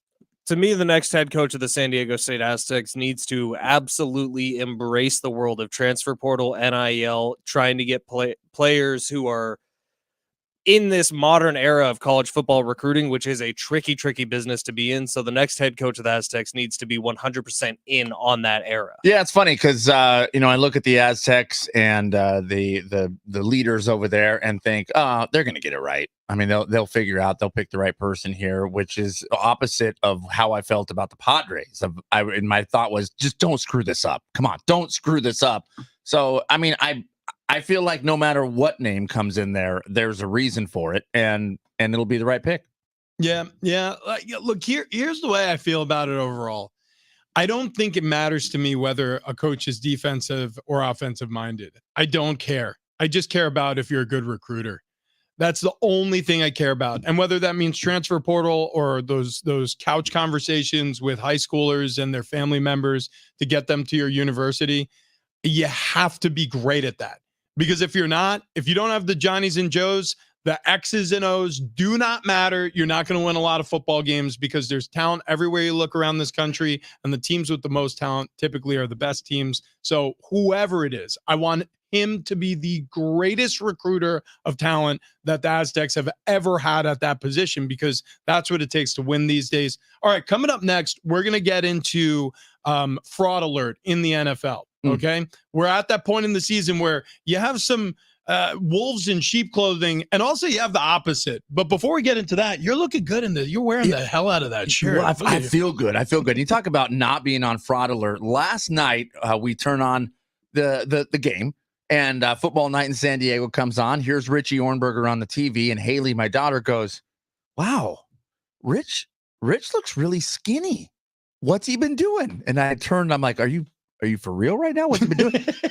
SDFatLoss.com. He's been doing SDFatLoss.com. And she's like, "Oh, I'm doing." Yeah, she's like, "Wow, it's really working for him." I'm like, "Wait, hold on. What about me?" And she's like, "Oh yeah, wait, what have you been doing?" I'm like, SDFatLoss.com. I've been doing SDFatLoss.com. I lost 30 pounds in 8 weeks. It's been incredible. Yeah. I'm on the maintenance phase. And she's like, "Oh, when are you going back to the losing phase?" Come on, SDFatLoss.com. No, I mean, look, it works. It works, and it's a testament, man. You do look great. You look great on TV. You look great in person. And I mean, I just wanted to say it first. That's all. No. That's all. Haley said it first, and that's fine. But honestly, right back at you, and to Ben as well. Yeah. We're all down. I mean, as a show, we're down 110 pounds. It's crazy. It's absolutely crazy. And look, SDFatLoss.com can do the same for you. And you don't have to exercise. You won't be counting points. You won't be counting calories. You won't be doing any of the injections. None of that stuff. I've tried that stuff. I've tried it. It didn't work. You got to go to SDFatLoss.com. Schedule your free consultation today. You got nothing to lose, I'm telling you, except unwanted pounds. And it's a tricky time of year. So if you're trying to get through the holidays, not put on those pounds, not only not put on the pounds, but drop that weight, get a head start on those New Year's resolutions, go to SDFatLoss.com right now. Schedule that free consultation. Start your weight loss journey today. We'll all be doing it together. SDFatLoss.com.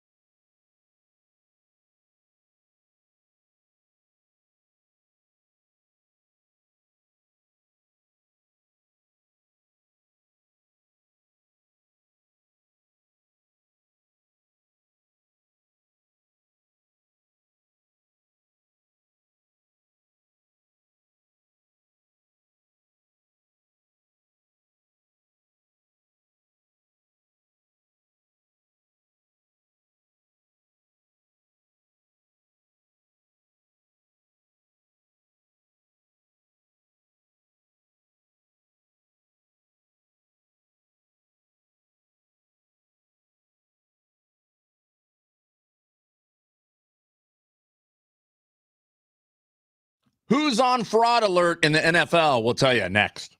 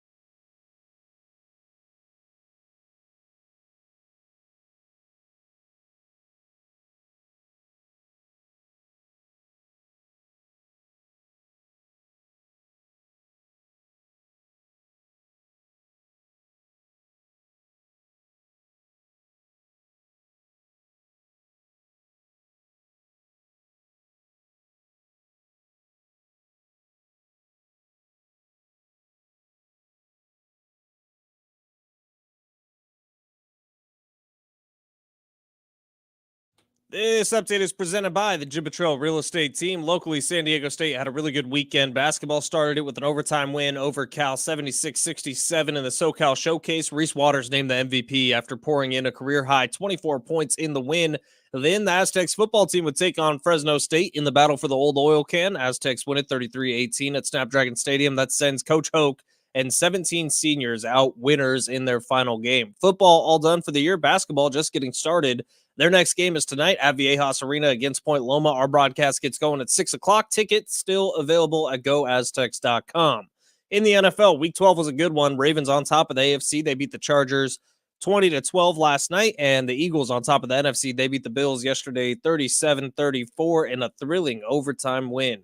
Would you like to know what your home would sell for today? Get a simple text message with your home's value by texting your address to 855-600-6000. You'll get no phone call, just a text. Jim Buttrell has the buyer. Simply text your address to 855-600-6000.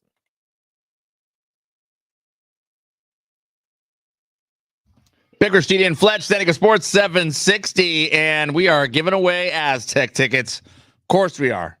Every single hour.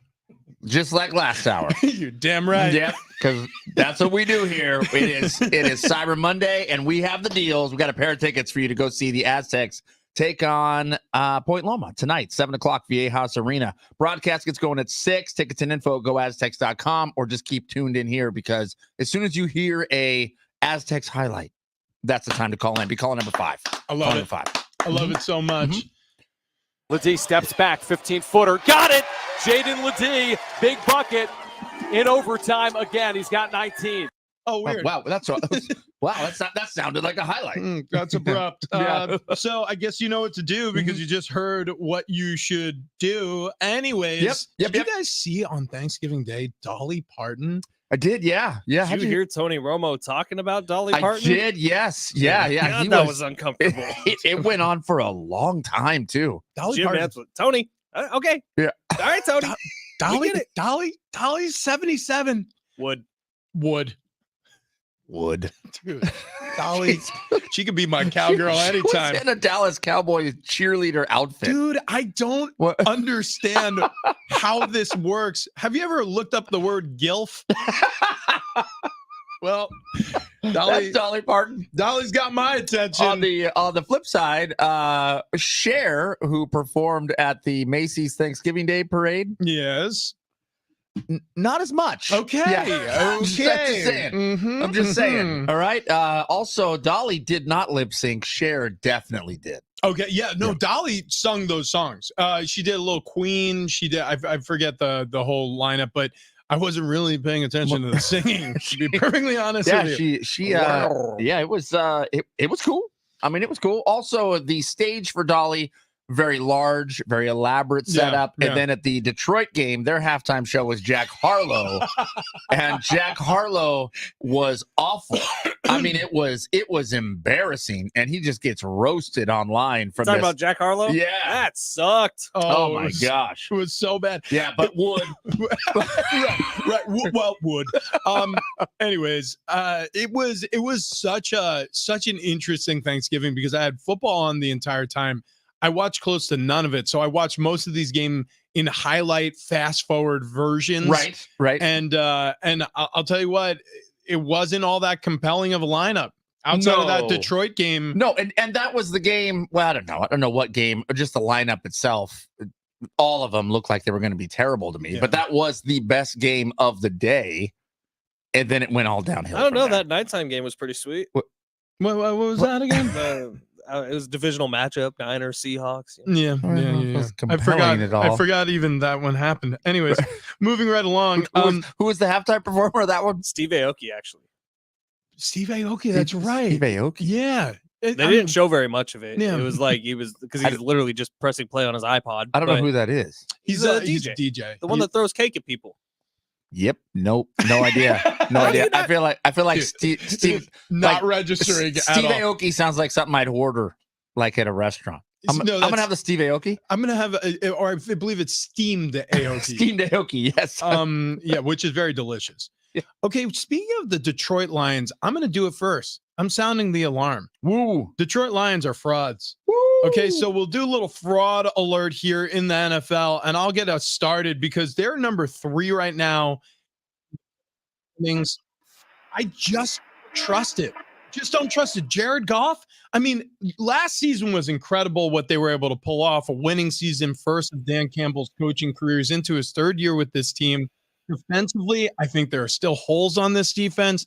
Offensively, I don't trust Jared Goff. So even if they have a playoff berth, to me, it kind of feels like the Minnesota Vikings of last year. It's like, do we really think that they're going to have a deep run? The answer is absolutely not. I'm putting the Detroit Lions on fraud alert. I like that one better. The first one is also my alarm to wake up, which frightened me. Yeah. I will not lie. So, Rich, TD should have gone first here, but I'm going to jump in because you said that the Lions are like the Minnesota Vikings of last year. The Minnesota Vikings of this year are like the Minnesota Vikings of last year.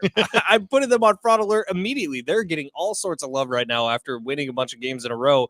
But the Minnesota Vikings, let's be very clear here. Josh Dobbs is a fun story. He's not a great NFL quarterback.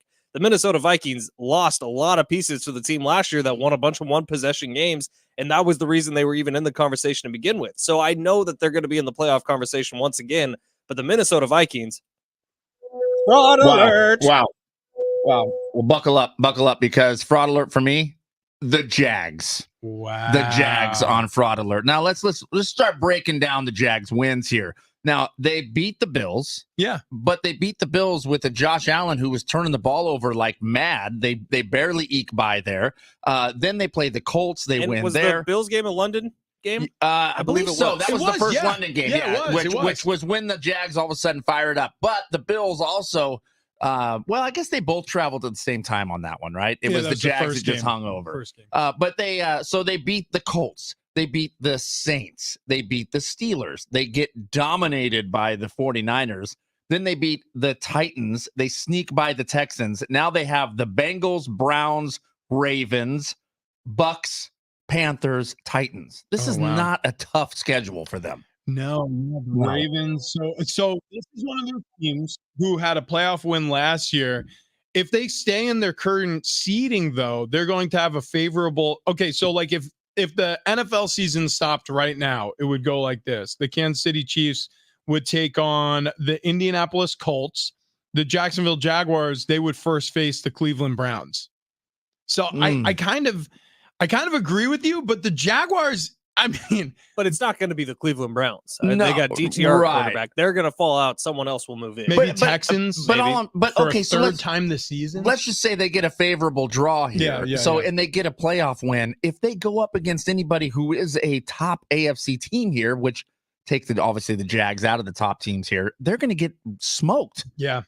All right. I'm so shocked that Ben Fletcher didn't say the Philadelphia Eagles. Right. Put them on fraud. How can you? They have 10 freaking wins. It's back-to-back years where they're 10-1. You were saying this last year when they were 11-0. They're over, dude. I'm sick of betting against the Eagles because they just keep freaking winning. However, there is something that's coming out in this NFL season right now, and it's something we didn't expect early in the preseason or really in the entire offseason. The AFC is not all that impressive to me when you look at the playoff picture. Like, we thought it was going to be just juggernauts between the Chiefs, the Bengals, the Bills. Well, you look at the AFC, the Bengals and the Bills might not even make the playoffs this year. So who are you left with? Well, the Ravens are the 1 seed, Chiefs 2, Jags 3, Dolphins 4, Steelers 5, Browns 6, Colts 7. Yeah. That's not an overly impressive slate of teams to me. Chiefs fans are happy. Oh, yeah. Yeah. I mean, real happy. Yeah. However, I mean, the Bengals, I don't know if that's a might not make the playoffs. If the Bengals make the playoffs, that would be shocking. The Bills are a 500 team right now. 500 is not going to cut it. I will say this. The Denver Broncos are one of the hottest teams in football right now. They're just on the outside looking in, 6-5. If they sneak in and the Kansas City Chiefs have to play the Denver Broncos. Super Bowl. What the hell is going on? I'm telling you, if they rattled off 5 in a row. Yeah, it's insane. It's insane what they've done. And one of those wins, by the way, was over the Kansas City Chiefs. And it was a dominant performance. It was a 24-9, I think was the final there. They made the Chiefs look foolish. Dude, so I'm just saying. Denver Broncos. Super Bowl. Okay. Are we putting the Chiefs on fraud alert? All right. right, coming up next, we got to get into the West Coast bias. This has got to stop.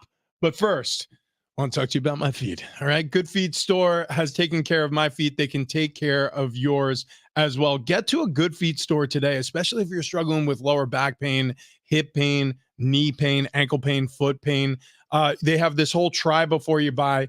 You go in there, you get test fitted, you get test walked in your new arch supports. They make sure they're perfect for you before you leave the store. They even check on you about a week out. They'll give you a call, follow up with you. It has been one of the best decisions of my life from a pain relief standpoint. But if you want to recover faster from, long outings where you're on your feet all day long or workouts, whatever it is that you're doing, the Good Feet store can help you out. Better balance, better performance in everything you do. Goodfeet.com to check out any of their 200 plus locations in the U.S. and overseas and book your appointment today.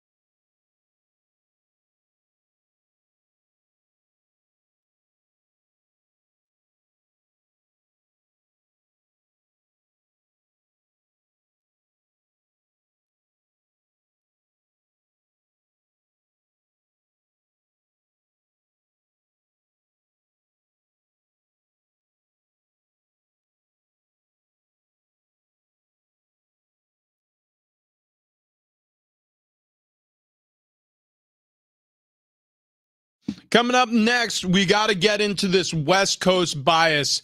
Something has got to be done here.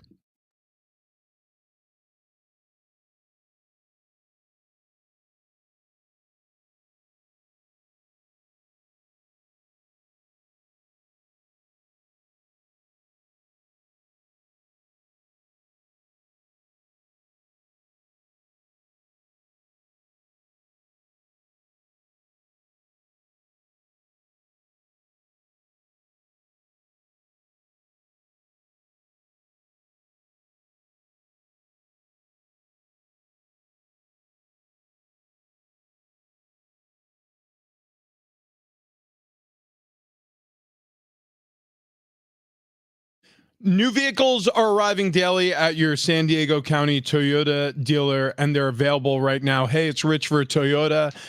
They have the most popular cars, trucks, SUVs, no matter what kind of vehicle you're looking for. Hurry into your Toyota dealer today. They make it easy. They certainly did for me and my family. We were looking for a new car after I kept having breakdowns with my old car. So we got into a 4Runner, and we haven't looked back. It's been the most reliable automobile we've owned ever. I mean, this thing, it turns over every time I put the key in. Cold morning like this morning, 37 degrees outside. I don't even have to think about it. And I'm for coming from somebody who did, where you're not sure if your car is going to start and you have a morning show to get to, you're live on air at 6 a.m. It's terrifying. It really is unsettling. So if you're experiencing anything like that, get to a San Diego County Toyota dealer today. They'll get you in the perfect car, truck, or SUV. Also, experience Toyota's all-electric SUV, the BZ4X. Enjoy the almost instantaneous torque and outstanding driving performance and comfort. Plus, you're going to get access to HOV lanes and a 1-year unlimited free charging with EV Go. Again, Toyota makes it easy, so get to your San Diego County Toyota dealer today and check out all of their cars, but especially their Beyond Zero lineup, which supports a greener planet, a wide range of electrified vehicles, including those hybrids, plug-in hybrids, fully electric vehicles, incredible lineup of e-cars there. Toyota at your San Diego County Toyota dealers.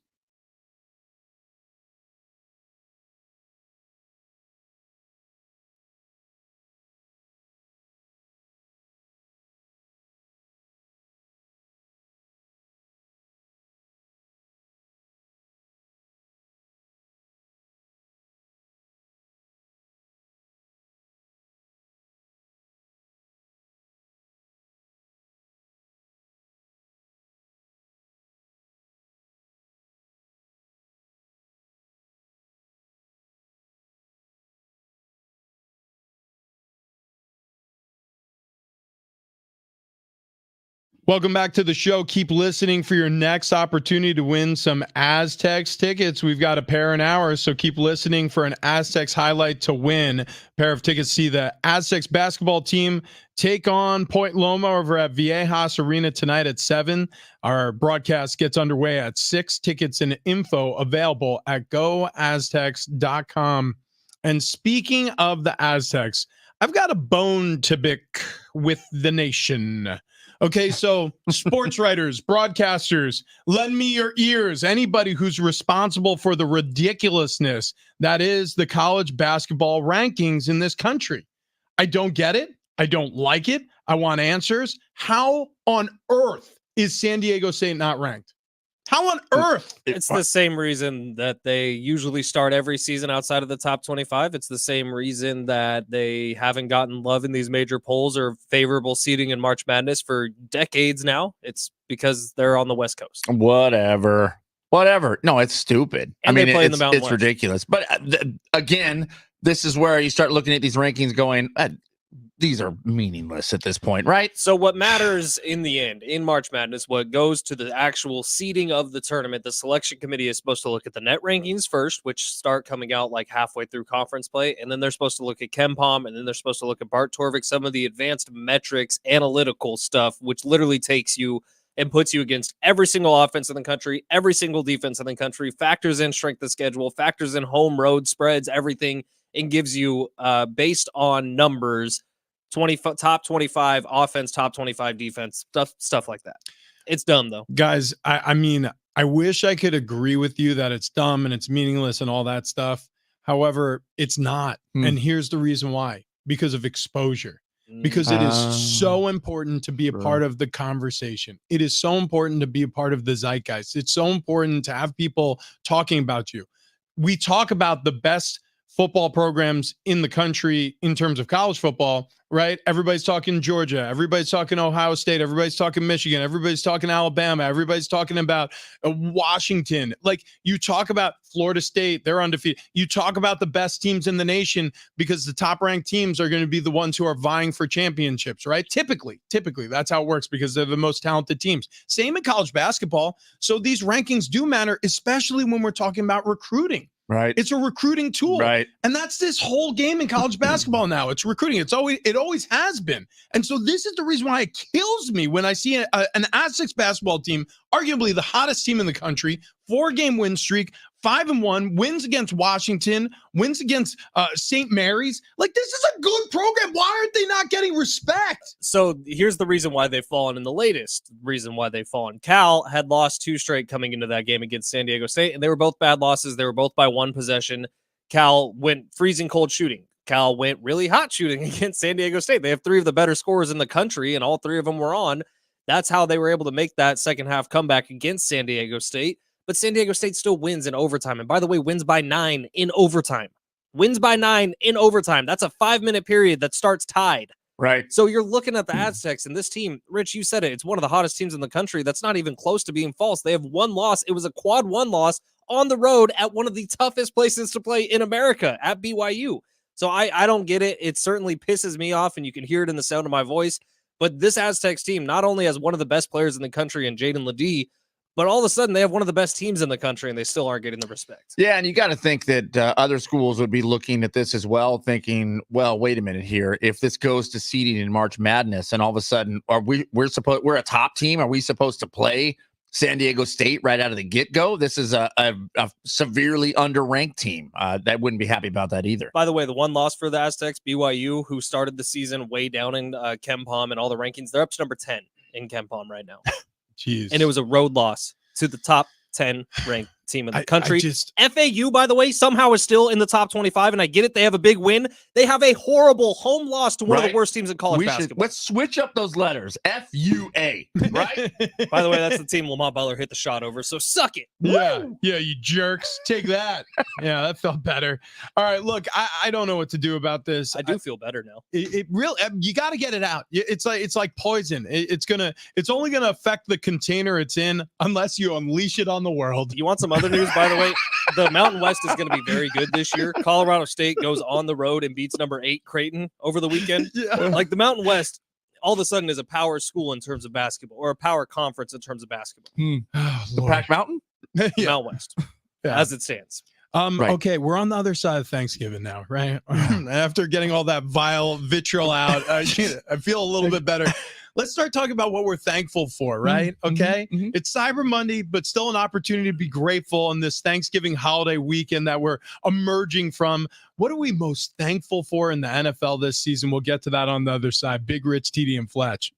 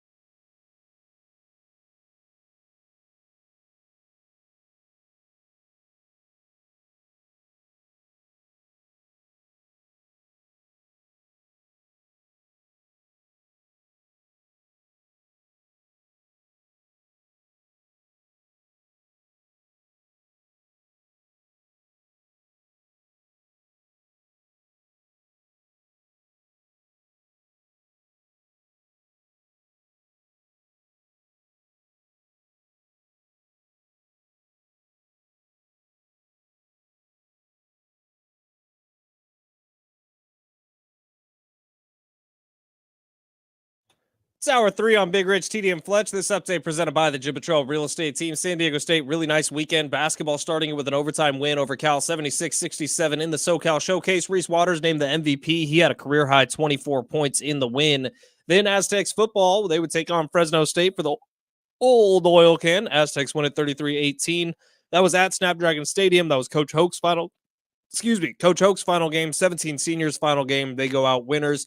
Football all done for the year. Basketball just getting started. Their next game is tonight at Viejas Arena against Point Loma. Our broadcast gets going at 6.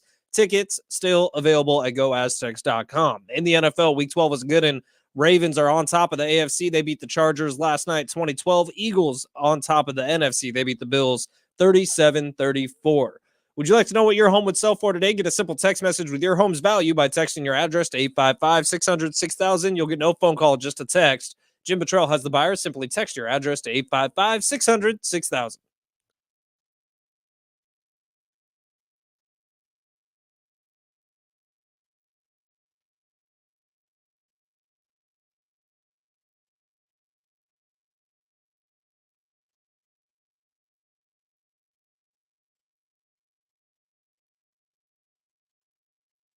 Yeah!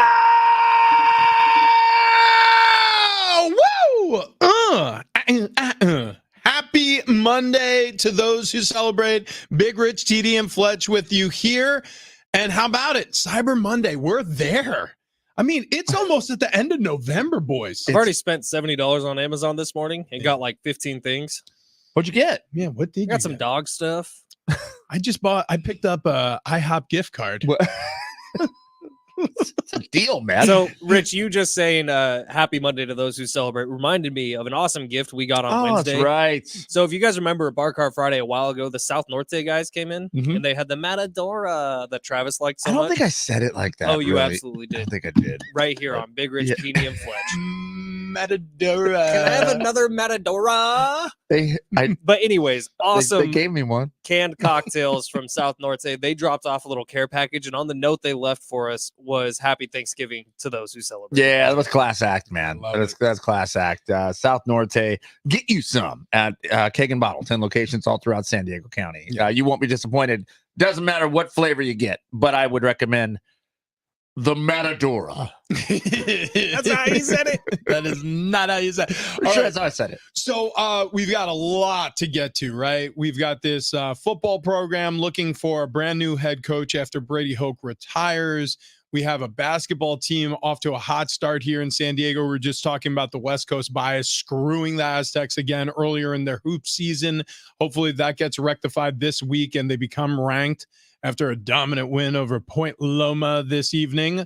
We're going to have all that coverage here. Tip-offs at 7 p.m. Pregame underway at 6. We have tickets to give away, a pair each hour. So keep listening for an Aztecs highlight to win your next pair of tickets there. And you can also go to goaztecs.com to pick up tickets there as well.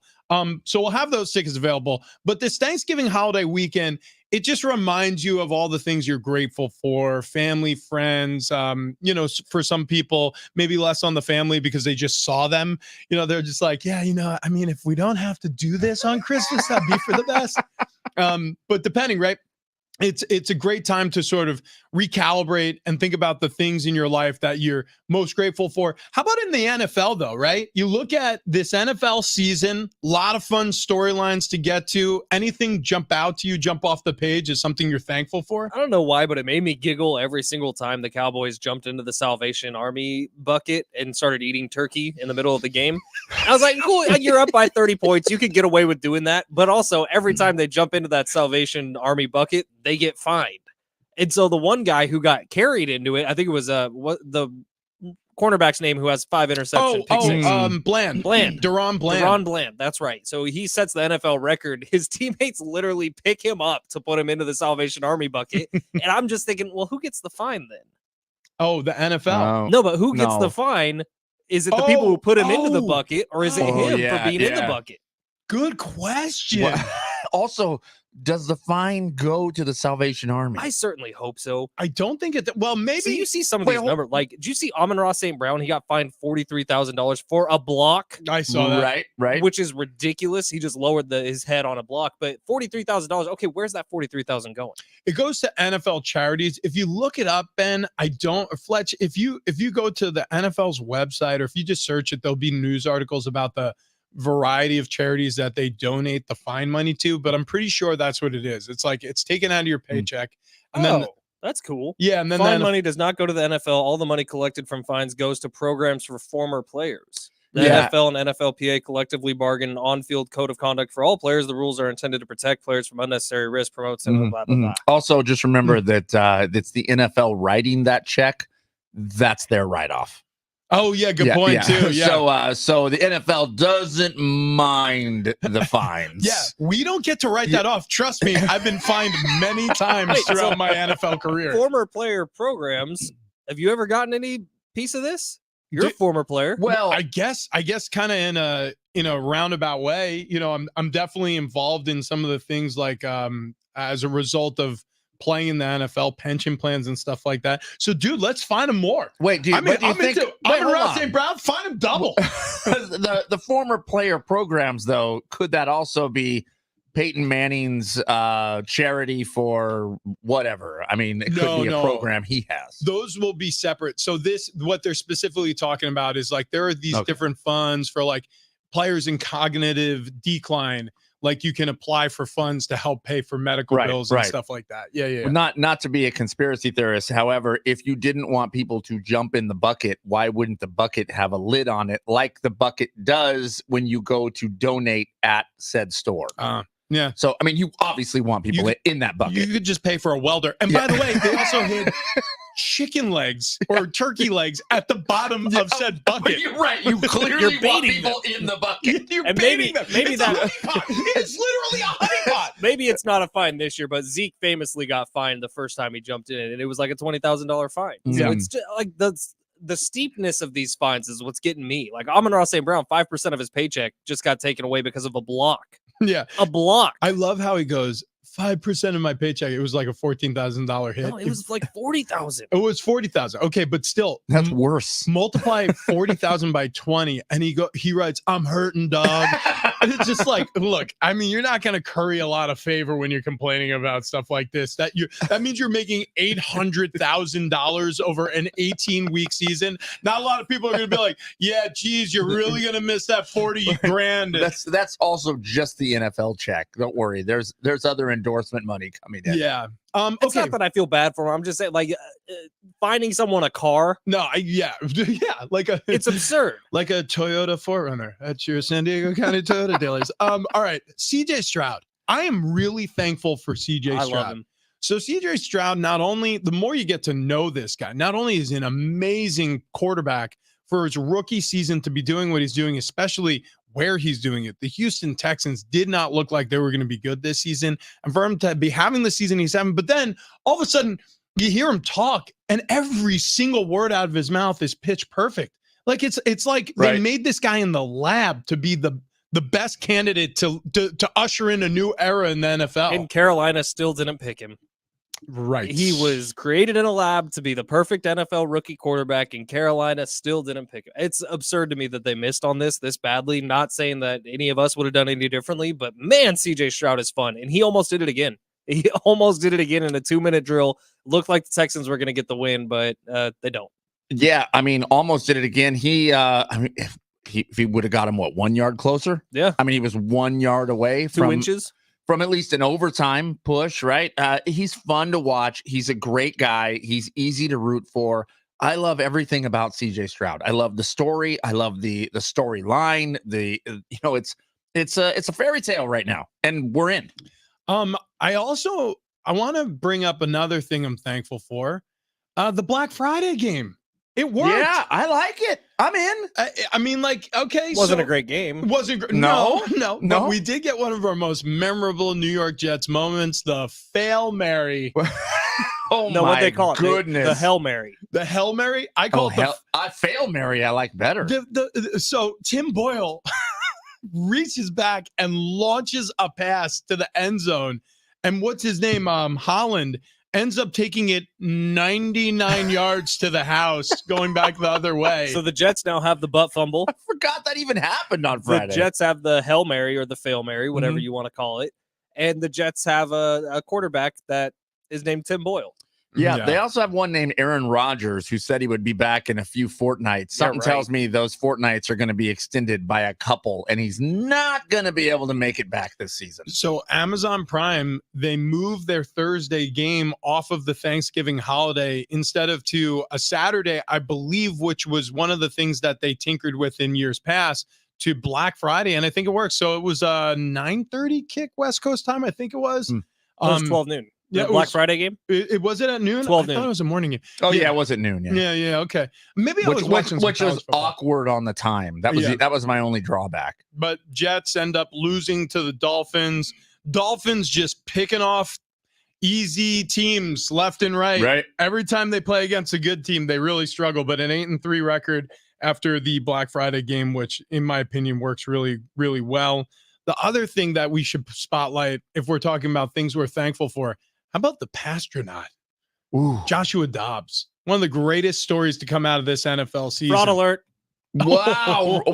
Wait, hold on. Josh Dobbs is on fraud alert for you? The whole Vikings team is, except for their head coach. I know the Viking. Josh Dobbs on fraud alert? I'm not picking that up at all. I'm liking what he's putting down. A really fun storyline. It's been really fun to watch. The decline is coming. Oh, wow, there it is. Oh, Okay. man. And it might be coming tonight against the Chicago Bears. Well, he did mention that when we put a bunch of teams on fraud alert. I had put the Detroit Lions on fraud alert. You put, who was it? The third Jags. place AFC team. Yeah, the Jags. Yeah. So there you have it. All right, let's move on from this. We'll hit the halftime in a second. And on the other side, I want to discuss this. All right, so we have 12 weeks of the NFL season in the books. If we project out and we talk about playoff picture as it stands right now, because this is the tough part of the season. Turkey legs have been served, Thanksgiving dinner. If we look at champions, if we look at AFC, NFC, who is going to be the cream that rises to the top at this point? We'll give you our thoughts on the other side, but first this.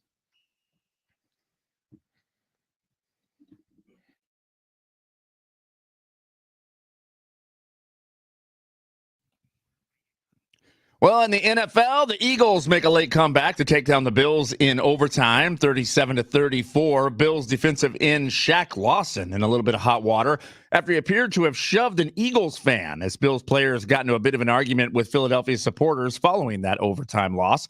Chiefs beat the Raiders 31-17. Jags, they win as well. Russell Wilson cooking out in Denver. Broncos beat the Browns 29-12. Super Bowl. Yeah, that's scoregami, by the way. The 1,081st unique final score in NFL history. Anything like that. Yeah. Bears at Vikings tonight. We're going to get into that a little bit later.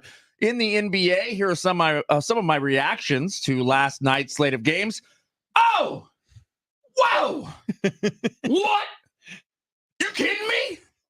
In Padres news, MLB insider Jim Bowden of The Atlantic is reporting that the Padres could look into moving Ha-Sung Kim this offseason if they were offered the right deal. You guys can imagine that? He's not very expensive. What publication does Jim Bowden work for? Did I not say The Athletic? You said The Atlantic. Oh, that's right a here different. on That's Big a Red different. Petey and Fletch. That's a different publication. I wrote Athletic. It's so funny. It happens every day. Listen, The Atlantic, I don't know if it's reputable. It is also a publication. All right? They're not moving off Ha-Sung Kim. How would they? No chance. Dude, come How on. would The easiest name to chant in all of Major League Baseball. Ha-Sung Kim. Ha-Sung Kim. Not to mention, like they might be out a couple other defensive pieces. You're going to need him. Yeah. He plays like 5 different positions. Gold glove. I mean, yeah, utility guy. He is incredible. All right, let's do it. AFC championship game, NFC championship game. You could start in either conference. But week 12. I mean, we should have a pretty good idea of who we think should appear in that game. Mm-hmm. Any teams jump to the front of the list for you, like right away? I mean, is one conference easier to predict in your opinion than the other? Yes. Okay, What's give that, me NFC? yours, Fletch. Yeah. The easy one is Niners-Eagles in a rematch of last year's NFC Championship game. However, this year Brock Purdy's elbow won't fall apart in the first quarter, leading to a disastrous result for the San Francisco 49ers and a fan base who's long missed a Super Bowl berth. But the AFC side is really tricky, man, because you look at the top right now, it's Ravens, Chiefs, and then there's a pretty dramatic fall off. The number 3 team being a team that TD just put on fraud alert, and I don't disagree with anything he said. So the AFC, I don't know. The easy way to be would say Ravens, Chiefs, but I don't necessarily think that's going to happen. Yeah, the NFC, I agree with you, Fletch. It feels like it's going to be a redo of last year. It feels like it's going to be Eagles, Niners. I feel like the outcome might be different, though. We'll see what happens there. On the AFC side, does seem a little bit tougher, except for one team, which you can't ever count out. The Chiefs feel like that's one half. I think the other half could be the Dolphins. They stay healthy here. So Chiefs have been to 5 straight AFC championships, if I'm not mistaken. And I would not put money against 6. It's tough to do, man. Right. But, I mean, look at them. I'm looking at the NFC side, and this is going to sound crazy, but it's probably going to be Falcons, Seahawks. No, I'm kidding. No, I agree with both of you. I think it's going to be Eagles, Niners. And honestly, let's be very honest with each other. If Brock Purdy didn't get hurt in the NFC Championship game, it could have been a different matchup in Super Bowl last year. Because, look, Brock is important to that offense. Brock is a great quarterback. And for whatever anybody said about the 3-game trough they went into this season, I mean, he's over here just... What's going on? It's like watching a pig wallow in slop. It's just, this is the best. Yeah.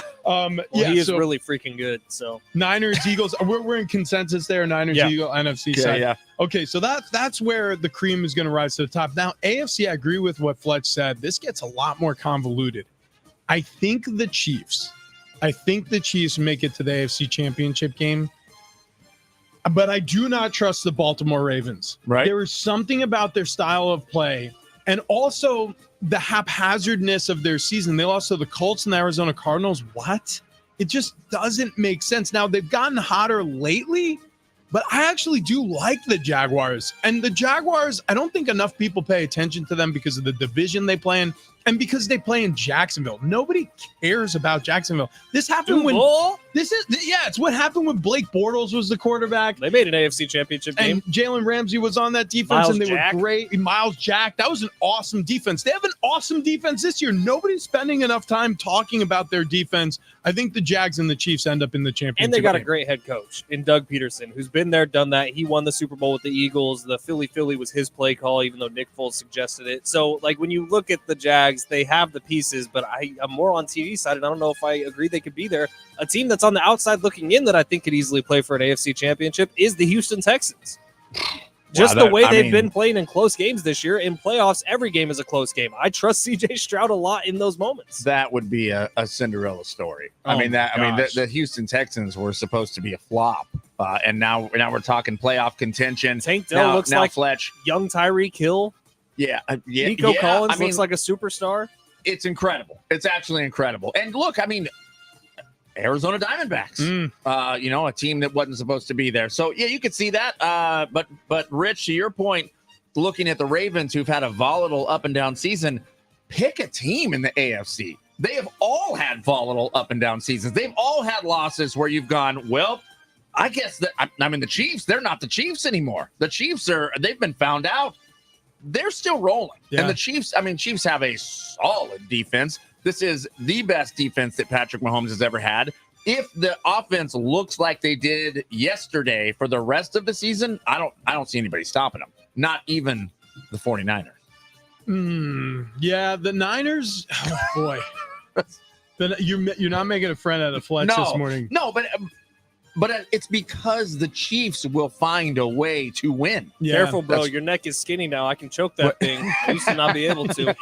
I'll say this about the Chiefs. One of the things I'm impressed with is some of the early season woes that they had, the drops. Do you realize that yesterday they didn't have a single drop? And that's against a good Raiders defense. Not a single ball that was targeted was dropped by a receiver. Yeah, there were incompletions, but you have pass breakups and things like that. The other thing, no fumbles, no interceptions, no turnovers for the Chiefs. And that's a game you can lose against a team that's opportunistic and rides off of momentum really well with Antonio Pierce as the interim head coach, and Max Crosby is an energy generator on that defense. He needs help. He can't do it all on his own. But the Chiefs, they're starting to do very Chief things late in the season. Consistent. That's what they are. And if they can stay consistent through the end of this year, you can't argue with the Chiefs being back for another one. How impressed are you guys with Aiden O'Connell, by the way? I'm very. Oh, yeah. Same. Yeah. Like, where did he come from? Aiden O'Connell. I mean, he's just one of these guys who's scrappy, right? And we've seen a lot of backup quarterbacks. Look, one of the things that I'm not a huge fan of is like seeing a whole lot of Aiden O'Connell and Joshua Dobbs and Clayton Tune and what's his name, Tyson Bagent and Tim Boyle and Jake Browning. Like, we've had a lot of backups Too many get run this season, and that's not good for the overall product of the NFL.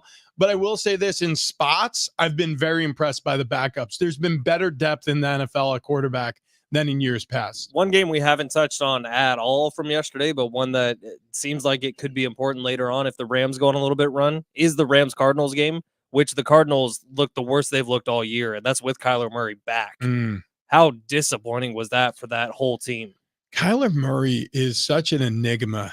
I look at him and I think to myself, I sometimes amazing, sometimes unstoppable, and Well, sometimes the first drive of the game yesterday against the Rams, you're like, oh my God, highlight after highlight. He is the one who ends up running it in on a play where he just looks so much quicker than everyone else on the field. Then the rest of the game, it's nothing. Yeah, right. I mean, he's doing enough that he can be traded, though. I will say that. I mean, there will be a team if okay. So they're a 2-win team right now.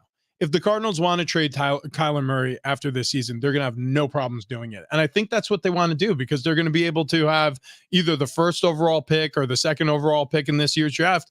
And you're going to have your pick at one of these great quarterbacks. And the Rams, with Matthew Stafford looking fully healthy again, making some really good throws yesterday, they're just sitting one game out of a playoff spot. Like, the Rams could be an issue later on in the season for NFC teams. Right. On the Cardinals side with Kyler Murray, I mean, they're making him throw the ball 45 times a game. That seems a little much for Kyler Murray to me. Yeah. I mean, they were playing catch up the entire game because the Rams rushed out to a 21, point first half. So, I mean, there is that. But Kyler Murray, who used his legs, you know how many rushing yards he had? 2. Yeah. I mean, can we talk some smack about the NFC South while we're at it? The Falcons are the first place team in the NFC South. They have a 5-6 record. Let's talk some smack. What are we doing here? Why are you a division? Kindly leave, sir. Like, you talk about quarterbacks you're sick of seeing. I'm sick of seeing Desmond Ridder and Arthur Smith's stupid mustache. Did he get benched yesterday? I don't think so. I think he played the whole game. I can't remember it. They won again. As a whole, the division has 15 wins. I mean, they're so bad. It's bad. They are. Yeah. I thought the Saints were going to be a little better this year with Derek Carr. That hasn't really worked out. Well, it looked like it the first few games. Do they have 3? Yeah, it's 3 teams that have 5-6 records, right? No, Falcons the Bucks have the are tiebreakers. Okay. Wait, Falcons are 5-6. Oh, no, Saints the are Bucks 5-6. The Bucks are 4-7. 4-7. Yeah. They lost yesterday. That's they right. were coming back, but they. Yeah. Okay. Wow. Yeah. 15 wins for the entire conference. Screw you, NFC South. Like, there's conferences around the league that it's going to take 10, 11 wins to win the division, and they're going to win. Someone's going to win with a losing record. Yeah. Oh, yeah. It could happen. But yeah, that happened last season. With the NFC South? Didn't the Bucks win with a losing record, or they went in with 8-9? Yeah. Oh, you're right. Yeah, that happened last season. The gosh. Bucks won the division at 8-9. We need to chop them off. Yeah, we should. Yeah. It's only 3 divisions. You know how sometimes they talk about, like, Texas wants to annex itself from the rest of the country? We actually need to do that with the NFC South. Okay, it's these 28 teams, and then it's like the kids' table. It's like, hey, keep it down over there. What are you doing? Baker, sit down. Sit down, Baker. But I like the NBA transition to this a while ago, where it's no longer split up by divisions and division winners end up getting into the postseason. It was best record across the West and the East. Maybe the NFL looks at doing something like that, because right now they're going to get a 3 seed, whoever the winner of this division is, and it's going to be with a losing record. Well, I mean, the NFL tried to do that, and they did. 4 seed, by adding that extra playoff spot in there. But the division, breaking up the divisions, that keeps that keeps the general areas as a fan base high. If they spread it out like the NBA does, I feel like you water this down. Right now, if the playoffs started today, it would be the Falcons hosting the Dallas Cowboys in the wild card round. See, Good that's what I mean. Lord. That's what I mean. The Atlanta Falcons would be hosting the Dallas Cowboys. At least when the Patriots played in a crap division and were making all these runs, at least the Patriots were like the clear number 1 seed in the entire AFC. Well, this is exactly what happened last year too, because remember it was a Tampa It was the Bay. Niners. The Niners with the Tampa Bay. No, it wasn't the Niners. What? You're right. No, it's the Dallas Cowboys. It was the Cowboys again because they were the first wild card team. They went to the 4 seed. It was Tampa Bay, and they absolutely dominated the Buccaneers. That's Remember? right. Yeah, it was. That's right. That's and right. then Brett Maher missed all of his field goals. That's right. Or his extra points. He missed 5 of them. Oh. Holy smokes. NFC South cut off. Yeah, we see it. 28 teams. That's all we need. 28 teams. All right. You know what else got cut off? A lot of LBs for old Capitano over here. Yeah, I lost a ton of weight on sdfatloss.com. This has been absolutely awesome. For anybody out there who on the other side of the Thanksgiving holiday now is looking at the scale and going, okay, I really need to rein it in. Well, we were right there with you. This is what it is. You link up with Wayne and Chloe at SD Fat Loss, and you can call them at 858-665-3211, or you could go online at sdfatloss.com, and then they get you on the horn and they talk to us. We all went through this. Ben, Fletch, Travis, TD, myself, like we all went through this together. Yourself, El Capitano. Is that, Yeah, mark that down for a lap, by the way. Yeah. El Capitano? You just referred to yourself as. Oh, yeah, I What? did. I was calling somebody else that last night. It got stuck in my head. Just a word you put in there? I just snuck that into the read. It says it right here at SD Fat Loss. It says refer to yourself as El Capitano. I think SDFatLoss.com can help you lose that. Yeah. So I've cut out about 30 pounds. TD is down 35? 31 pounds. 31 pounds. Fletch is over 40 pounds. He looks like a completely different human being. We've done it all with the help of Wayne and Chloe at sdfatloss.com. Again, if you want to get a jump start on the new year, right? A lot of people wait from this point until January 1st. Don't do that. Get yourself down on the scale now, and then have some fun over Christmas, and then get right back on it over the new year, and you're going to be happy you did. It's not worth waiting, and trust me, it's easy. I thought it was going to be really difficult. It wasn't. There's no injections. There's no, pills or shakes or prepackaged meals or gross protein bars or anything like that. It's just a little bit of discipline and a lot of help from your friends, Wayne and Chloe at sdfatloss.com. And they are huge assets. Okay. What do You'll you find got? Saunders at the free throw line, kicking Waters. Left side, open 3. Got it. Reese Waters. He's got 8. His second triple. Aztecs reclaim the lead. There it is. You know what to do. You just heard an Aztecs highlight. So we got the final pair of tickets to give away here on Big Rich, TD, and Fletch. And coming up next, we got the Monday Nighter. Bears taking on the Vikings. We'll break it down on the other side. Big Rich, TD, and Fletch.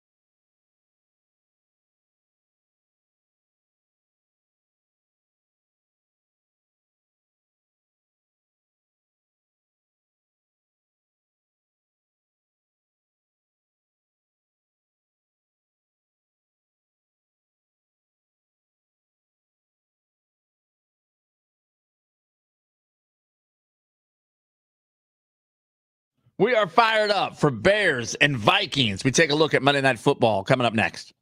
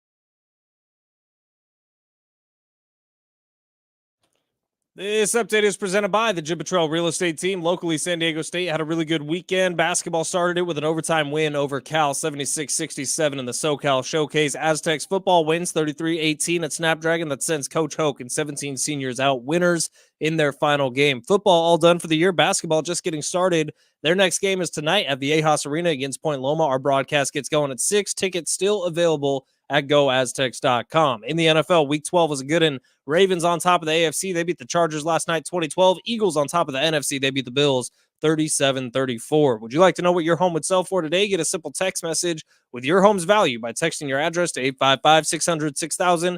You'll get no phone call, just a text. Jim Buttrell has the buyer. Simply text your address to 855-600-6000. Big Rich, Edie, and Fletch, San Diego Sports 760. Happy Cyber Monday. Aztecs at Viejas Arena tonight. They're taking on Point Loma at 7 o'clock. Broadcast gets going at 6. You can get tickets and info at goaztecs.com. Meanwhile, as I said it was Cyber Monday. It is Monday. That means Monday Night Football. We got Bears. We got Vikings, and I am so fired up. Yeah. I mean, wow. Yeah. What part? The Bears. It's all the parts. And the Vikings. So this is one of those fun games where you think about the real life counterparts of these teams would be a lot more fun to watch fight than actual football teams. Like you want to see Bears and Vikings actually fight. Oh my God. Yeah. Would that dude, not be amazing? That Good would call. be a way better game. That would be a way better game. Who wins? Double-sided axes against grizzly bears. But like I am 11 Bears. I am sure in the time of throughout history, many Bears have killed many Vikings and many Vikings have killed many Bears. I would take the Vikings in this matchup if we're talking about real live Bears. 11 on Bears. 11. Yeah, taking on 11 Vikings, because Vikings also, they had this class of warrior called berserkers. Right. So these berserkers, They would take a bunch of drugs, right? yeah, they would take mushrooms, like hallucinogenic mushrooms. They would also get all high on stimulants, and they would go into this like madness, like this bloodlust, where they would just attack their enemies and be completely fearless. I think we listened to the same podcast because they would know that they were going to die. Yeah. So they would take these drugs knowing that they were going to enter Valhalla after this battle. Yep. But they would go in and they would get legs cut off and they wouldn't care. They'd still be killing people. They would get all sorts of flesh wounds, but they wouldn't care. They would still be taking as many people as possible with them through the gates of hell. Right. And so if that was the real matchup we got tonight, if instead of Justin Fields, we got an actual freaking grizzly bear, and instead of the pastronaut Josh Dobbs, we got an actual freaking Viking all hopped up on different human growth hormones and mushrooms. But you're not going to get that. The NFL has drug policies. Damn it. Yeah, so you're not going to get that. So you just got to go straight Viking, straight Viking. So, and I'm thinking you have one Viking.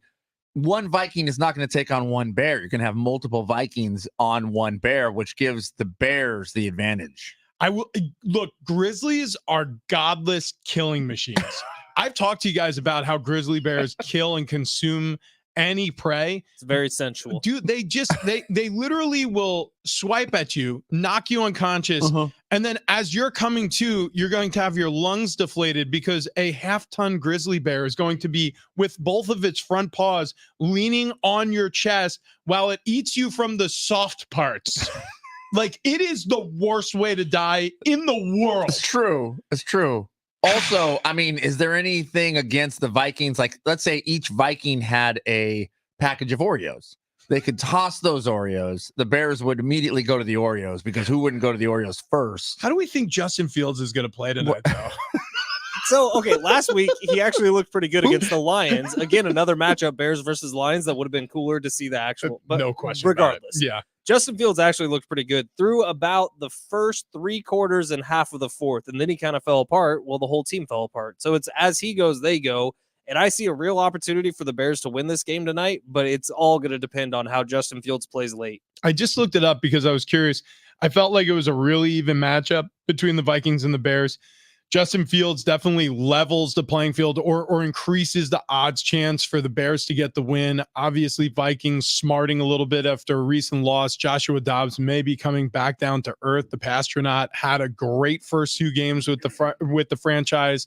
And now, look, I mean, he's settling in and, you know, maybe some of the initial adrenaline is wearing off and some of the crazy storyline that was carrying this team from a momentum standpoint.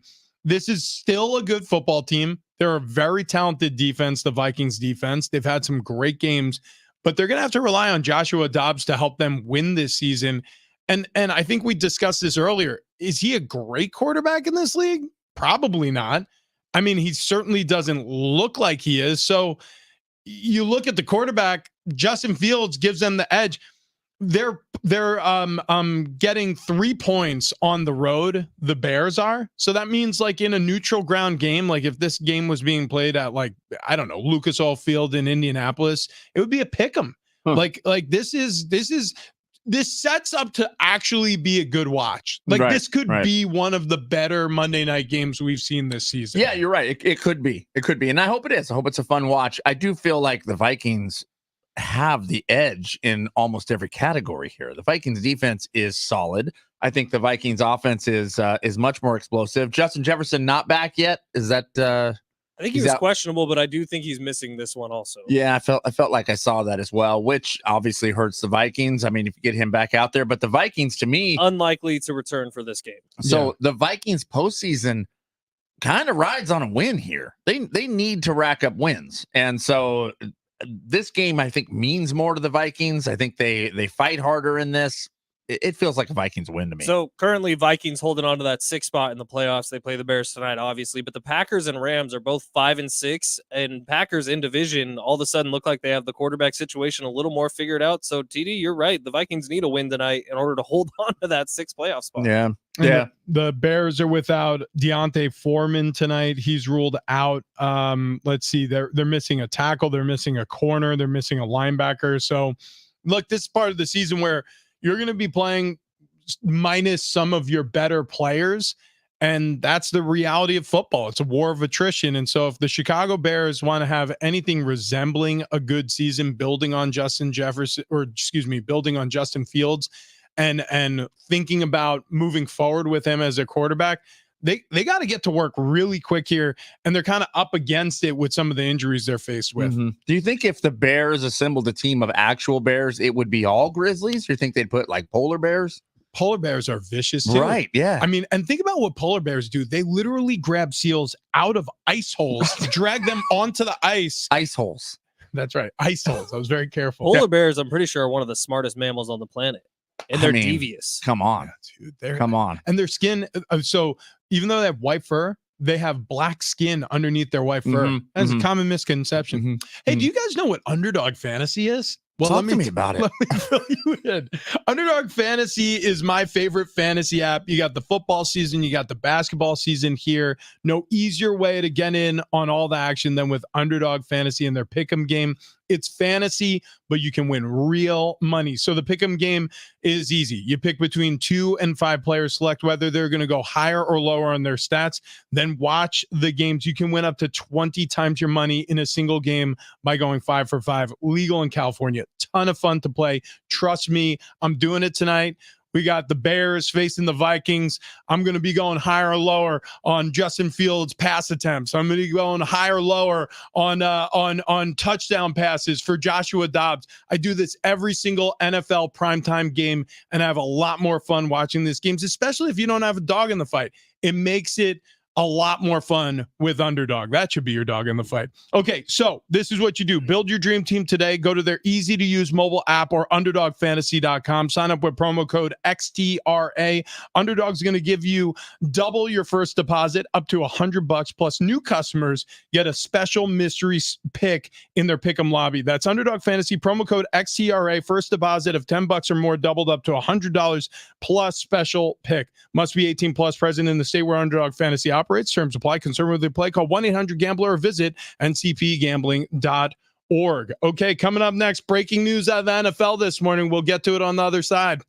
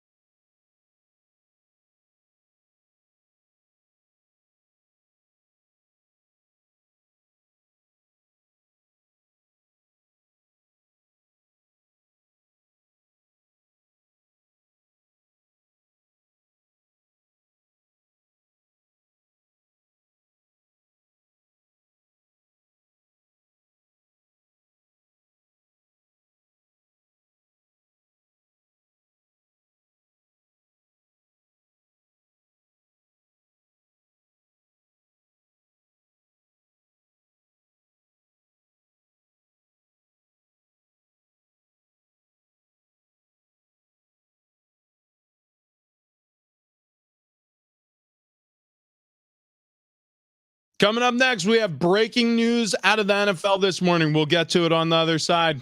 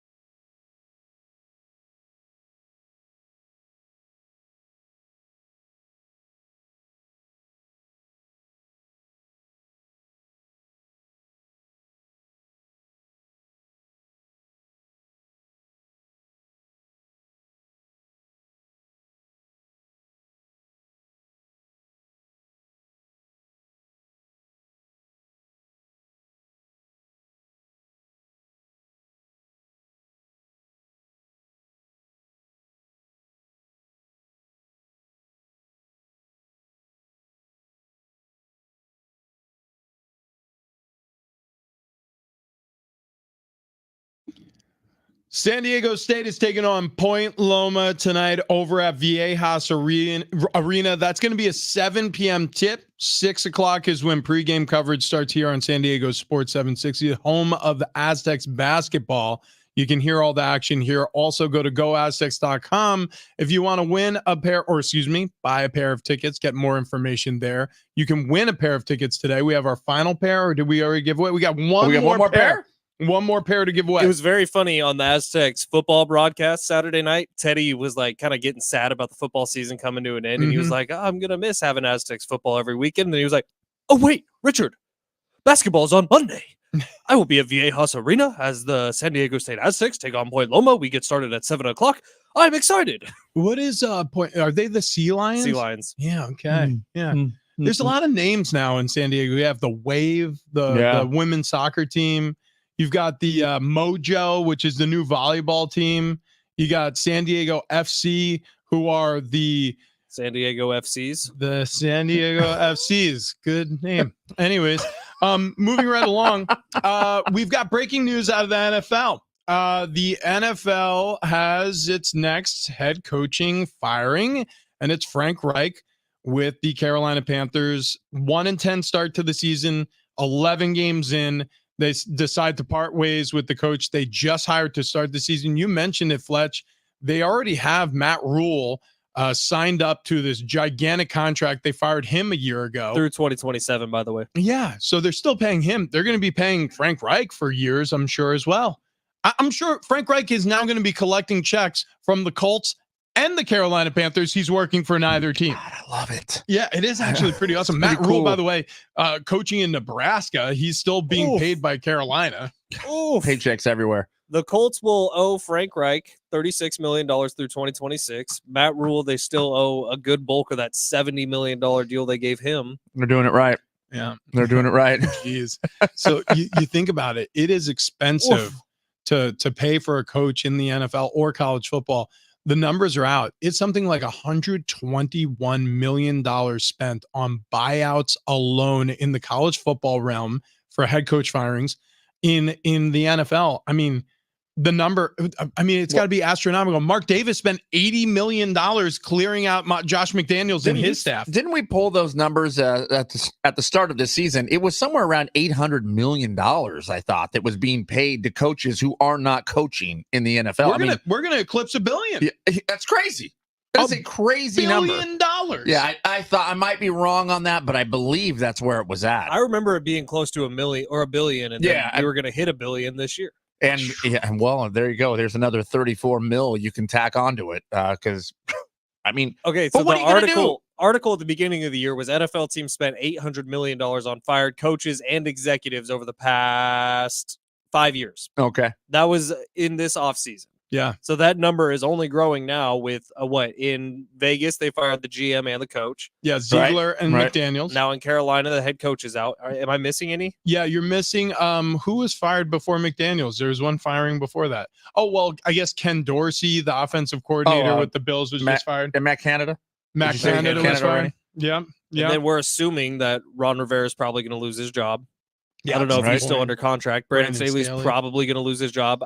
He has a couple years left, doesn't he? He has one more after this. Does Belichick, does he have anything left on his contract? They just re-signed him or redid his contract this past offseason. Yeah, well, that'll be costly too. I don't think he's going anywhere. No, I honestly think I almost feel like Ryland, whoever their kicker is, I think he whispered into his ears, because remember, they were going to kick a last-second field goal to go into overtime. It would have been a 10-10 tie against the Giants in New York. Miss it.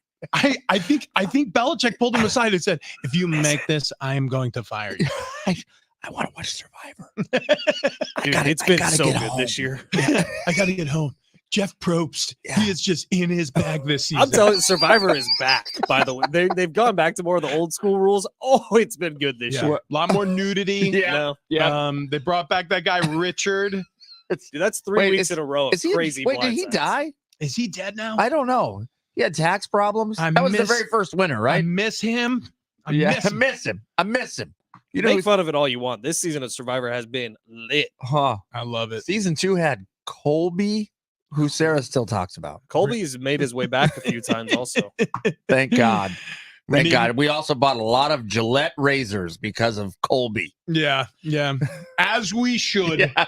As we should. Thank you. All right. Well, happy Cyber Monday, everybody. We're going to be back for a full week, all week long. Big Rich, TD, and Fletch with our triumphant return on the other side of the Thanksgiving holiday. I'll talk to you guys tonight, 6 o'clock. John Schaefer and I'll be on the air doing Aztecs pregame. If you are going to Viejas tonight, make sure to swing by, give me a fist bump.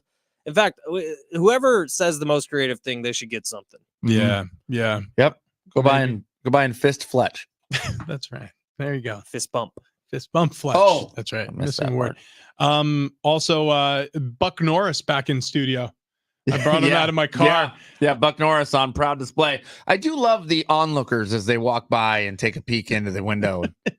The hell is that? Yeah, now we have Buck Norris. We have the Wheel of Football. We debuted that today. And there's a box. Yeah. Oh, yeah. What's in that box? We don't know. I do. What is it? A bell. We have Thank a you bell. both. Missed you guys over the last 4 days. Same. Missed you listeners over the last 4 days. We appreciate you every single day. We'll be back tomorrow with more. All right. Sounds good. Oh, we have one last pair of tickets for Aztecs basketball. You don't have to play the highlight. Just call We'll right find now. Saunders at the free throw line, kicking Waters. Left side, open three. Got it. Reese Waters. He's got 8. MVP. His second. MVP. We'll see you tomorrow. Colin Coward's next.